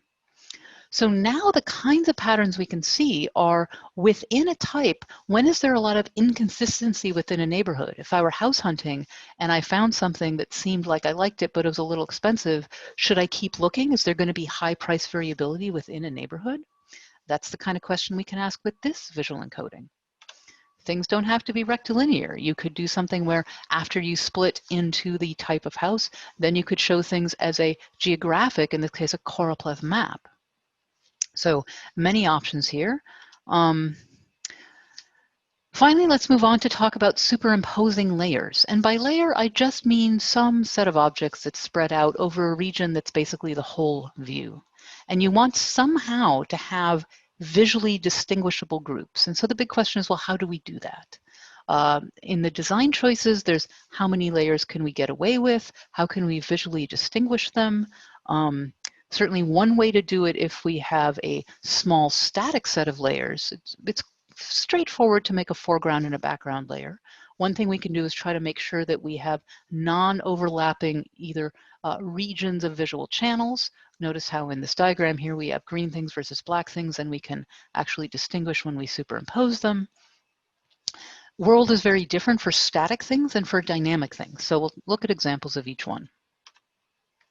So with static visual layering, here's an example where there's been a huge amount of care over hundreds of years that cartographers and geographers have put into map making. So they've thought deeply about the question of static visual layering. What we've got in this example is a foreground layer where we've got roads, where you've got a distinction of both the line width, that's size coding, and the hue to distinguish main roads from minor roads. And there's really high luminance contrast of the roads against the background. Then in the background layer, it's much more about the regions. It's desaturated colors to see the light blue for the water and the green for the parks and the light tan for the land areas. And so you can switch back and forth and just focus your attention on which one you care about at will. So this is not interactive, it's an attentional focus switch. Now, this actually came from an article also by Maureen Stone about get it right in black and white. And a key design principle that's worth mentioning, since we've been talking about luminance in the color snippet, is that what we want to do is often check the luminance contrast by just looking at this in grayscale.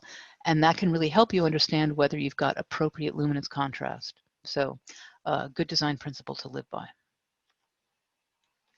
Here's another example of superimposing. We're doing something fairly sophisticated here. This is an example of trellis plots from Bill Cleveland et al. So what they've done here is they are looking at, in this case, it's, I believe, barley yields in the 1930s in some different geographic regions. And they are superimposing two different years that are color-coded, 1932 and 1931, in the same frame so that we can actually start to see patterns. There's also been partitioning. So remember, we're doing combined strategies. So first they partitioned by the site that things were planted in. And then the rows here are different varieties of these barley wheats. And then they're doing what's called main effects ordering, which is basically try to figure out a reasonable order, just like you could do simple data-driven ordering for bar charts, where you just order the bar chart by the same attribute that you're actually length coding by. Here you could try to compute medians for groups in order to decide, well, what order should you have these in? A more meaningful order than just alphabetical. And then you can order the rows within the view according to the median of that variety. And so you're ordering the views themselves by the median of the site, you're ordering the rows within the view by the variety. And we're doing that actually consistently so we can see patterns across the views. And then you can actually notice an anomaly here where in Morris, it looked like there's actually possibly some kind of a data problem. Or things were very unusual that year, but there's an anomaly where that's the only year that you have 1932 and 1931 switched left to right compared to the others. So that's a way to notice that, which might be quite difficult to do without trying to have these superimposed and careful partitioning. Let's talk about dynamic layering, since we're thinking about interactivity as well. So one thing to do, for example, with network data, it's very useful that if you've got large and complex graphs where it would be difficult to see things if you drew the links at all time, you can draw links on demand. Here's an example on the left where we've got something where the user clicks on a node and then immediately all the one-hop neighbors are actually highlighted. In this case, it's the nodes are philosophers and the edges are influence. On the right, we have an example from an interactive D3 demo. Again, you can click through and play with both of these yourself. And with this one, you simply move the mouse and in hover mode, and it immediately updates and redraws. So very, very fast response to get a very fluid sense of exploring this data set, which has so many edges, they chose not to try to draw all the edges at once, and they let you just explore those interactively. Again, quite a bit of further reading on this topic, and we will wrap up this section and move on to the next. Okay, so some nice questions came up on the chat. And in fact, there's both of them that get at this thing that I'm going to call VIS complete. There's certain questions, just like the idea of NP complete, if you solve this, you know, you've solved everything. There's all these nice VIS complete problems where if you solve them, that's actually all of VIS. And it's sometimes useful to think of that framing because it helps you realize when something is sort of a small thing that maybe you could sort of dig deep into and really wrap your head around versus when you're like, wow, in some deep sense, it's like a microcosm of everything. And so Devon asked a question about user guidance and visual data exploration. And then just a moment ago, Aleem asked a question about, is there some sort of standard language where colors and shapes can be used to represent things in particular domains? And I gave him some pointers to this question of glyph design, which, you know, is in some sense a little bit of a narrowing of the scope from all VIS to glyphs, but in some sense glyphs really are VIS complete as well. And so I think it's interesting to consider when we've got these microcosms. That doesn't mean there's no answer besides throw up your hands and read everything in the whole world. You can still sort of dive in, and people do talk about that. But I think it's instructive and interesting to consider, you know, what questions are VIS complete? Another great one, which is relevant to what we've been talking about with all of this, and in fact, what's about to be coming up next, is this idea of data reduction. And so data reduction is also, in some sense, sort of a VIS complete problem. And especially we'll talk about the idea of overviews and how do you construct an overview? And it's like, oh, well, you know, that's the hard part. So let's dive in and go ahead and roll the reduce video. which is going to be our final video snippet. And right after that, we're going to do a last round of questions.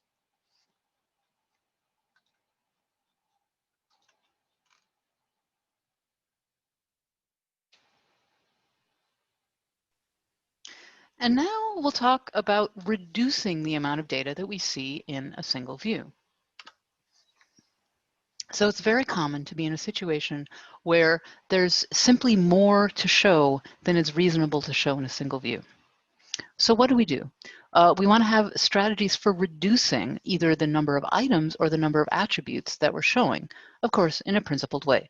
And when I say reduce, in some cases, what I mean is either reduce or increase, and we're doing this in an interactive and dynamic way. The two big categories of actions we can do are filtering and aggregation. So let's think a little bit about the pros and cons. Filtering data, that is, just don't show certain things. In many ways, it's straightforward, it's intuitive, it's easy to explain, it's easy to understand. It often gives huge benefits for computation because you're throwing some things away and you don't need to do computations on them. So there's many benefits of simplicity. There's a fundamental problem, though, from a cognitive point of view, which is that out of sight, out of mind isn't just a saying, it's a reality. And so the problem is that once you filter things out, it's very, very easy to reason in a way that essentially forgets their existence. Even if you yourself was the one who's, turned some widget off a few moments ago, if you can't see it, it's really hard to systematically think about it. So you can filter both items or attributes. And we already talked a little bit about reducing attributes when we were discussing navigation. Now, aggregation is saying, well, there are some things that we don't want to explicitly draw, but instead of simply silently removing them, we're going to gather things together into some sort of meaningful group, and we're going to have a proxy for that group, and we're going to have a visual representation of that group. Now that sounds great. Of course, the devil is in the details. The big question is, well, how do you do that? There's all kinds of tricky nuances about how to avoid averaging out the very signal you're trying to preserve. A great thing to do, but it's not necessarily obvious exactly how and what to do. A key point is these are not mutually exclusive. You can combine them. In fact, remember all these strategies that we had for dealing with complexity, we do typically combine all of them. So we combine reducing the data with interactivity in a changing view, with multiple views, and of course with deriving data. So typically for complex, sophisticated systems, we have a hybrid approach. So let's think about filtering. There's some nice systems to actually give you some useful data structures for doing this sort of what's called cross-filtering. So this is a form of item filtering where if you have multiple views, there's some nice support for actually being able to do this at scale, where remember we talked about scented histograms in a previous snippet, where there are these by sliders to control ranges, and you can actually see on the sliders the histogram of what the distribution is on that. And as soon as you move these sliders, all the rest of the views immediately update, because what got filtered out are all the parts of it that are not in range of the slider where you actually made a selection. So what's another form of aggregation? So that was filtering. Let's think a little bit about aggregations, and that tends to be the even trickier situation. So certainly histogram is the most well-known form of aggregation. It's a static form at the item level. It's supporting the task of understanding a distribution. And from an analysis point of view, what's going on in a histogram is that we take some sort of tabular data and we make a new table. We derive the data, and the new table, the keys of that new table are bins, and the values are the counts of things within the bin. So here we've got, again, with our overweight cats example. Now the key thing is that bin size is crucial. The pattern can change really dramatically depending on what discretization you set, how many bins you chop this up into. One opportunity for adding interaction is to allow people to easily control the bin size on the fly, so that they can actually quickly explore through different possibilities rather than just have to guess and iterate. So I mentioned this idea of scented widgets, of having histograms that are actually on top of sliders. So let's dig into that a little bit more. You might wonder what the name is all about. It's an idea from the Research Lab Xerox PARC, where they talked about this idea of an information scent, and they had this information foraging theory, which was just like animals run around looking for food and trying to decide where to go next that might be fruitful. Knowledge workers are foraging for information, and they're trying to decide when you should drill down into something for more detail. So this idea of augmenting standard widgets so that what normally you might think of as just a control surface also is showing information about the data set. So we already saw one example of a scented widget a few minutes ago with cross-filtering. Here's another example. The details of what's going on in that large view down there with these multivariate networks isn't my main point. I want you to notice that just along the side in a pretty compact way, we've got a bunch of these little histograms. And in fact, there's very, very compact bisliders that allow you to select ranges and do cross-filtering there. And the thing to notice is with a pretty small number of pixels, you can immediately see, aha, some of these attributes are clearly normal distributions, some are these power law drop-offs, some must be categorical because we see something where we don't seem to see any sort of variation in heights at all. So that can be another quite powerful approach. Continuing to think about aggregation, box plots, of course, another very famous form of aggregation. Again, this is a way you can think about it through our analysis lens as derived data. You have your original table, you compute these 5 quantitative attributes, and the key thing about these is that it doesn't matter how many original items you had in your table, the size of the box plot is finite, it's fixed, it's constant. So we're often wanting to have situations where you can take even huge amounts of data and then summarize. Now, of course, as we talked about at the beginning, we don't want to only summarize. We often want to link these summaries with something that allows us to dive in, to see more details, to go back and forth between rolling up and drilling down. So here's an interesting one that you may well not have seen, this idea of a continuous scatter plot. So this is also an approach to aggregation, and it's trying to tackle one of the main problems with a scatter plot, which is, well, what about overplotting? What if you have a lot of points and they're all on top of each other? How can you tell? So in this case, it's an interesting play with derived data. You have your original data, which is some table, and you've got the 2 attributes that you would normally plot. And then what you do is you think about plotting them where you're actually dividing up the plot itself into a small grid where you've got XY locations of pixels in that grid, and you actually come up with a quantitative attribute, which is the density of overplotting, how many dots fall into that same pixel within your grid.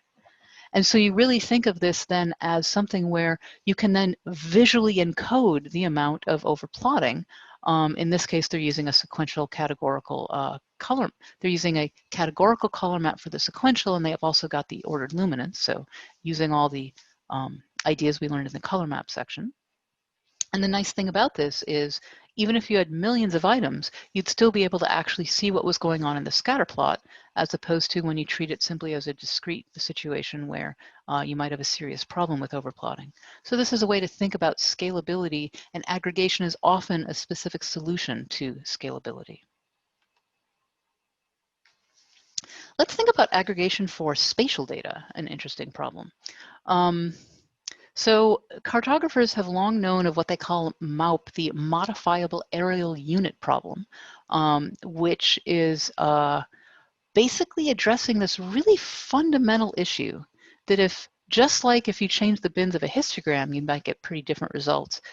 We've got this problem even more deeply with the sort of 2-dimensional spatial aggregation. If you change the boundaries of cartographic regions, you can have dramatically different results.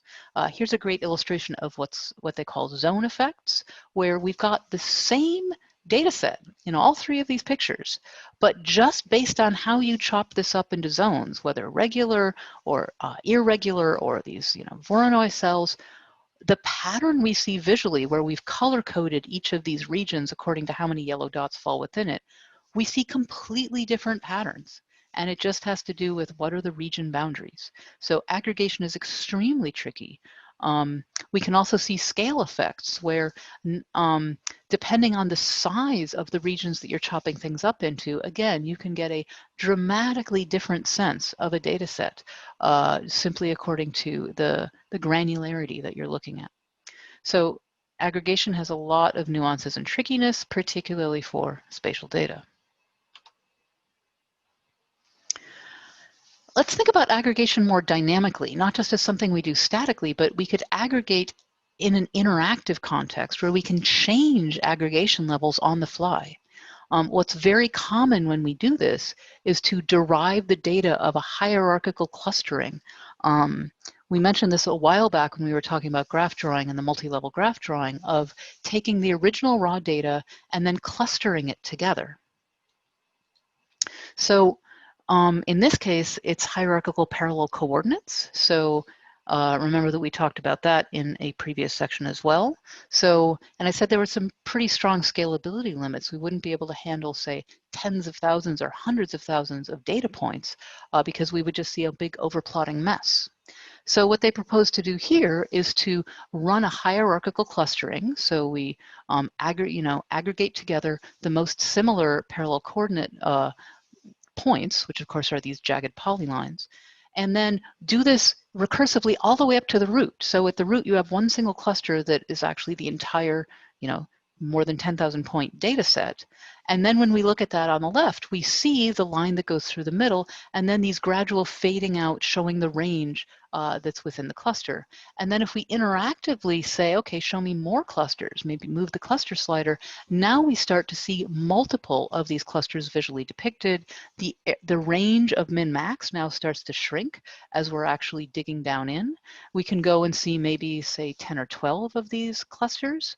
So although it's starting to get cluttered, we're seeing a view of the data that would be impossible to see if we were just looking at all 10,000 of the original data points. So we're trying to preserve the structure and have a proxy for the group that we're showing visually. Now, one more thought. We've been really focused on aggregation for items. What does it even mean to aggregate attributes?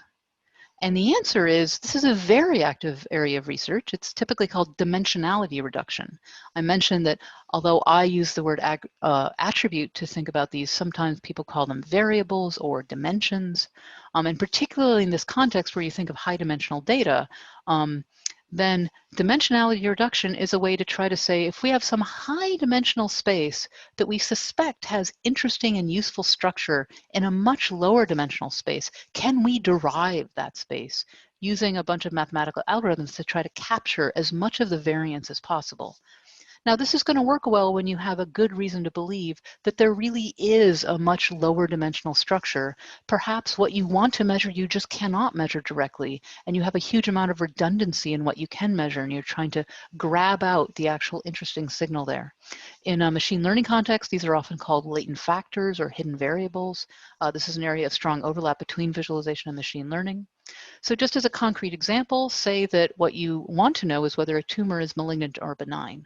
We don't have a measurement device that tells you that, but we can measure all kinds of other things and then see if we can actually capture some structure. Here is an example where we took a 9-dimensional measurement space and mapped it down into a 2-dimensional space and then color-coded by a known classification of the benign versus the malignant tumors. And what you can notice is that even if you didn't have this color coding, you would see some structure. You would see a cluster structure with the benign being a much tighter and more visible density compared to the broad spread out malignant one. So we're seeing that we're actually able to capture some sort of structure. In this case, we color coded by ground truth, but we're typically doing this in contexts where we don't have ground truth. One more example of where dimensionality reduction is very commonly used is when you're dealing with very, very high dimensional spaces of huge document collections. So the so-called bag of words model, really common in natural language processing, is where we think of a big collection of documents. Say you had 10,000 documents, and say that you just keep track of every single word used across every single document. That might even be 10,000 words. If you think about then saying, well, I've got a really huge table where for every document I check, is this word used, and I write down the number of times it's used, we've got this very, very sparse and very, very huge table. Of course, we can't just visualize that directly. It has 10,000 dimensions.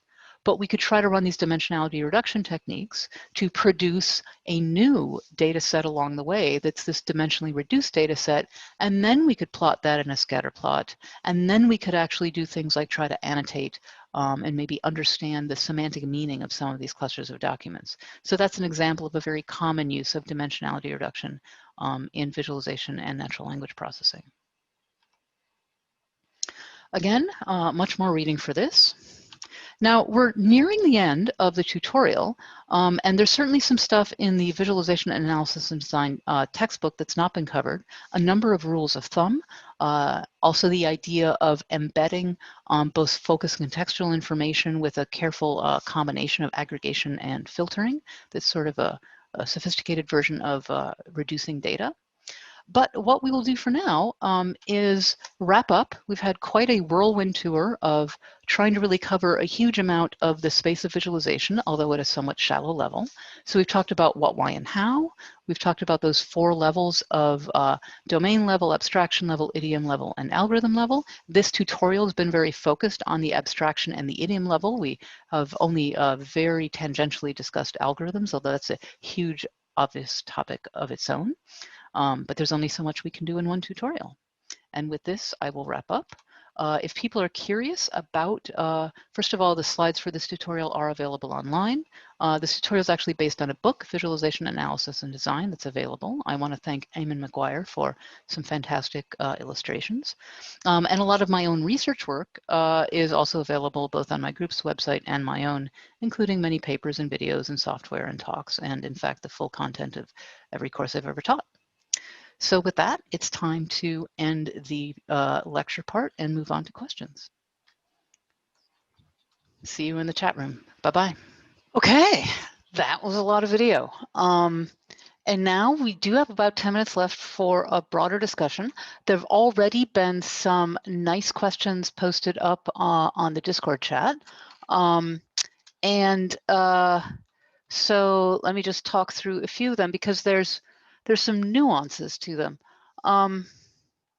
So this question about from Huyen, in multiple linked views, you want to have consistent encoding for things like colors, but people might actually have associations with them. So what do you do there?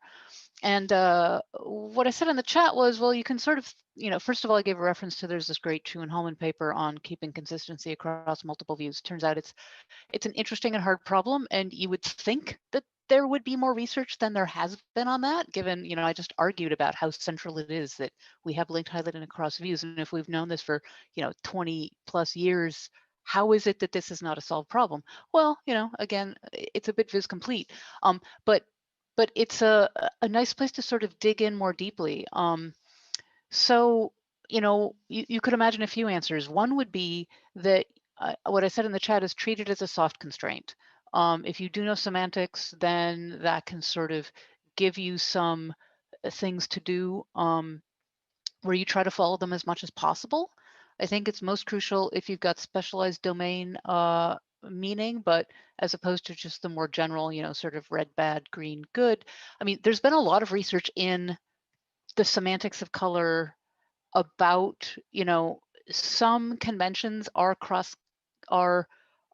relatively well known, but in fact, a lot of conventions don't pertain across cultures. So you have to be really, really, really careful about assuming anything is absolutely generally known. So if you're in a specialized domain where there are conventions, then, like in financial, that, are your books in the red or in the green, then that's a domain specific thing. So I think that's a little bit safer. But the other thing I'll say is that you could keep in mind with multiple views that you might have one view where you really do honor maybe the domain semantics, and then you have other views where you sort of jump off and use that as a platform and go deeper. And that gets into one of the sort of principles of multiple view design, which is you can try to, in English we say have your cake and eat it too. You can sort of try to get all the benefits of the familiar domain conventions, but also go beyond them. So, you often start with multiple views where you take two well-known views and link between them so they can see that thing about the contiguous on one is it contiguous in the other. You could have the familiar view, which they're used to, and then you could have the more exotic view, and having those linked between is sort of a bridge to get people from the familiar to the less familiar but possibly more powerful visualization design. Related to this idea of linked views, there is this question from Mukundan about additional considerations for dashboard design in particular. And you can think of dashboards as one particular flavor of multiple linked views. It tends to be that the dashboards are less complex individual views, maybe not a huge amount going on in terms of interactive navigation within each of the elements of the dashboard. So you could think of them as a sort of a simpler subset of the problems of linking. On the other hand, you tend to have so many different sort of widgets in the dashboard that it does tend to be, pushing the limits of what you can do in a linked view. So in those, it's typically the individual views are simpler. But then of course you really do need to worry about things like consistency across the views, and how much can you get away with a in some ways it's sort of pushing what you can do with static linked views. I'll also point out that you can think about linking is not only something that has to be interactive. You can coordinate between views, between static views. You could have, multiple charts that do have, aligned spatial position, color coding. This is something we talk about in our own research work in the Gevitt project from Ana Maria Cassan. So there's definitely, I think of dashboards as sort of a microcosm of linked views in particular. Few other questions. Oh, applause. Thank you, guys. And I did, there is that great dashboard conspiracy paper just from a couple of years ago, which was actually a collaboration between people from a bunch of the major, Tableau and Microsoft and so and academics. So it was really a sort of joint effort from a lot of people thinking very broadly about dashboards. So Carlos asked a question, which is, wouldn't the continuous scatter plot be similar to a 2D histogram, although this one is quite spiffy? Yeah, so, you can think of the continuous scatter plot, and actually let me take this moment to go ahead and share my screen because we do have a few minutes left, and I'll just be looking at that Keynote file. So going back to that continuous scatter plot example, yeah, you could very much think about this as the moral equivalent of a 2D histogram with, density overplotting. So, and this is where I think it gets interesting. There, historically, a lot of the scatterplot work sort of came out of the more statistical graphics.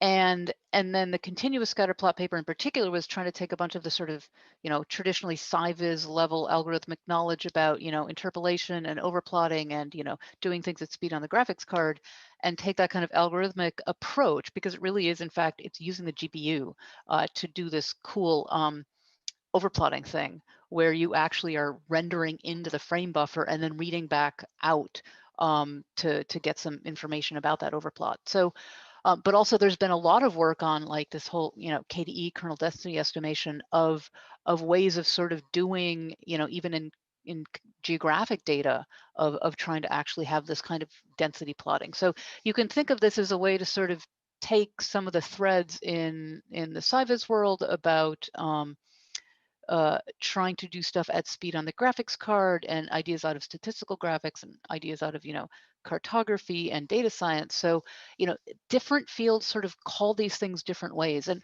one of the key things that I hope that people get out of this tutorial in a deeper way is to see the connections between all these various subfields of visualization. And they might use different technical words if they come from one sort of algorithmic thread versus another, but there's a way you can think about it from an analysis point of view in this unified way to help you think about what you're doing, to help you design it, to help you evaluate it.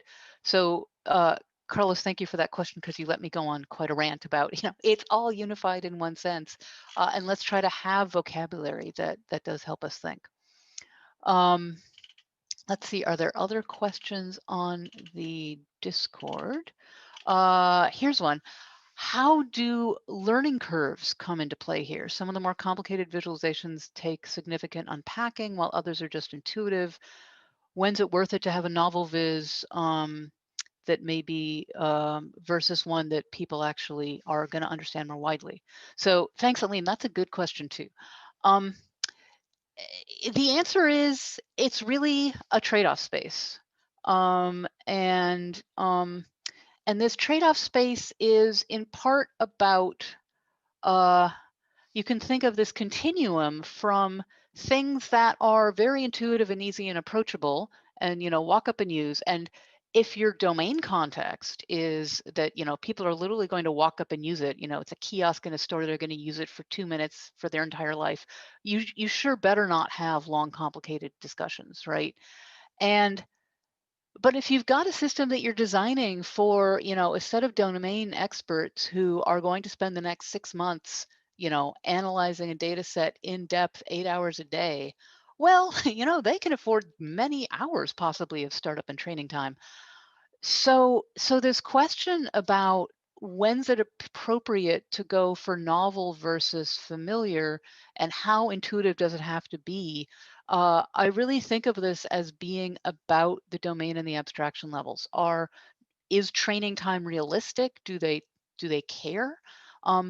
So, the analogy everyone uses is a Stradivarius violin, right? You don't walk up and use a violin, but if you've got years and years of practice to do, you could do amazing virtuoso things. And so you can think about visualizations as tools also along that spectrum. And I see your point in the Discord, novel doesn't necessarily mean unintuitive, but it's certainly the case that, novel might not mean, novel might in fact require training. So let's see, are there any other questions? I see people typing. We've got 1 minute left before we're supposed to break. So if you hit return quickly, might be able to answer one more.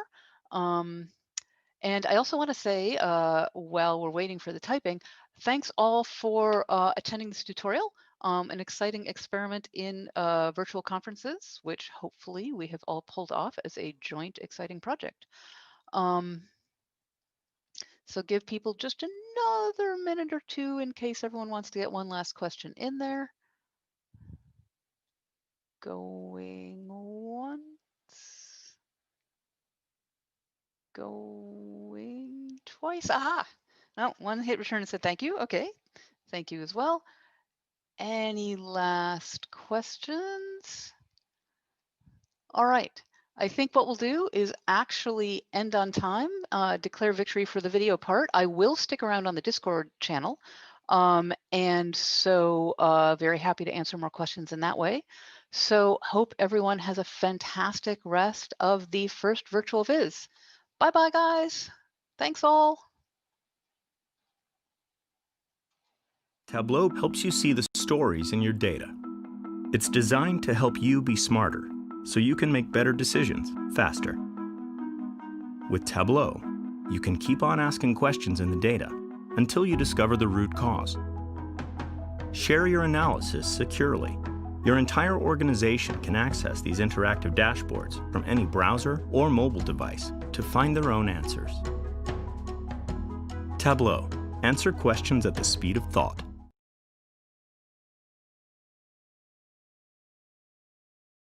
Several recent studies advocated the use of non-parametric density models for the improved characterization of data uncertainty. The non-parametric models, however, present the challenges such as increased memory and computational requirements. In this work, we propose an efficient non-parametric framework for volume rendering in the context of uncertain data and show their effectiveness in classifications via comparisons with the other statistical models.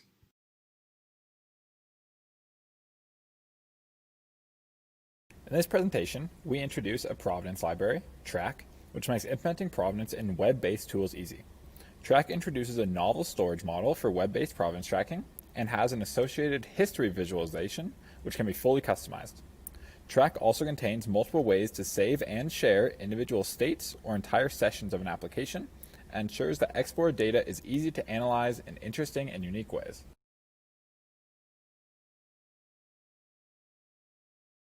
Hands-on cybersecurity training represents a domain where visual analytics can significantly improve the impact of teaching process. We describe this new application domain and introduce a conceptual model that can serve as a framework for the development of analytical visualizations. Unified training lifecycle will be discussed from the perspective of different user roles.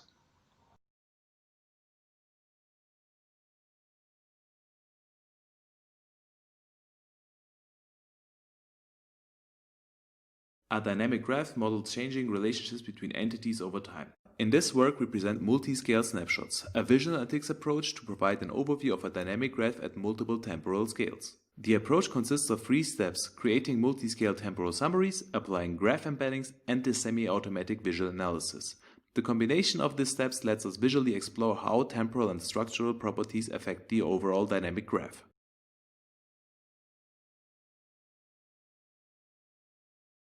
In human brain mapping, atlases are indispensable to scenario imaging experts. While many of these atlases capture general trends over large populations, they fail to capture subject-specific complexity of brain organization. We propose Pragma, a tool for interactively deriving individual-specific brain maps from established atlases. Pragma supports within and between parcel analyses to help experts make decisions during the parcellation process.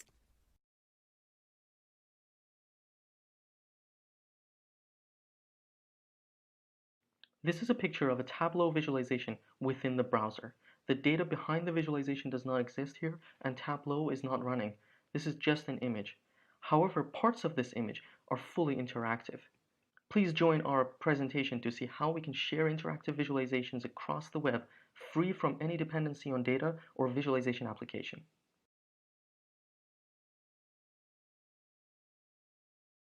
CMed is a visual analytics framework for exploring medical image data annotations acquired from crowdsourcing. CMed can be used to visualize, classify, and filter crowdsourced clinical data based on a number of different metrics such as detection rate, logged events, and clustering of the annotations. CMed provides several interactive linked visualization components to analyze the crowd annotation results for a particular video and the associated workers.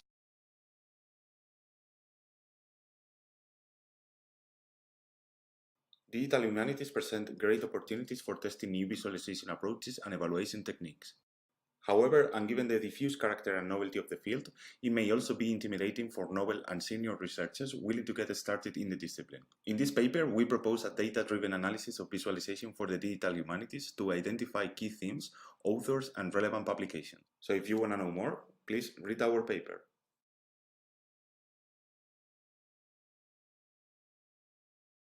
Hello. Student competition is intrinsic to the pedagogy of cybersecurity education. At RIT, we have observed that the collegiate penetration testing competition and other related competitions are missing a key element: visualization. In this position paper, we provide an architecture and plan to create compelling experiences for participants and spectators. In doing so, we can potentially attract new talent into the field.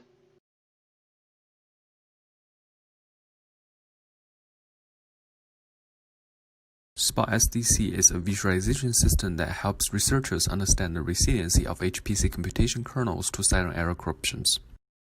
It gives users multiple perspectives of details with different granularity about the impact of SDC on an application's output.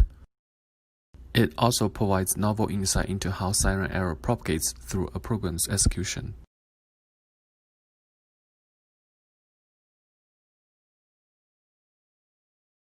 Progressive visual analytics provides intermediate results in the middle of computation to address a long computational delay. However, such intermediate results are uncertain, so findings from these results can turn out to be incorrect for the entire data. In progressive visual analytics with safeguards, we suggest to risk the uncertainty, but we allow humans to leave safeguards every time they risk the uncertainty.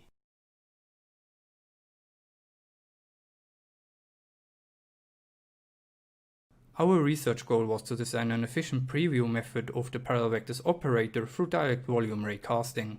As such, we present the first implicit raycaster of parallel vectors feature curves that reaches real-time performance for interactive parameter exploration and preview by applying tensor product calling and a sectional Newton descent.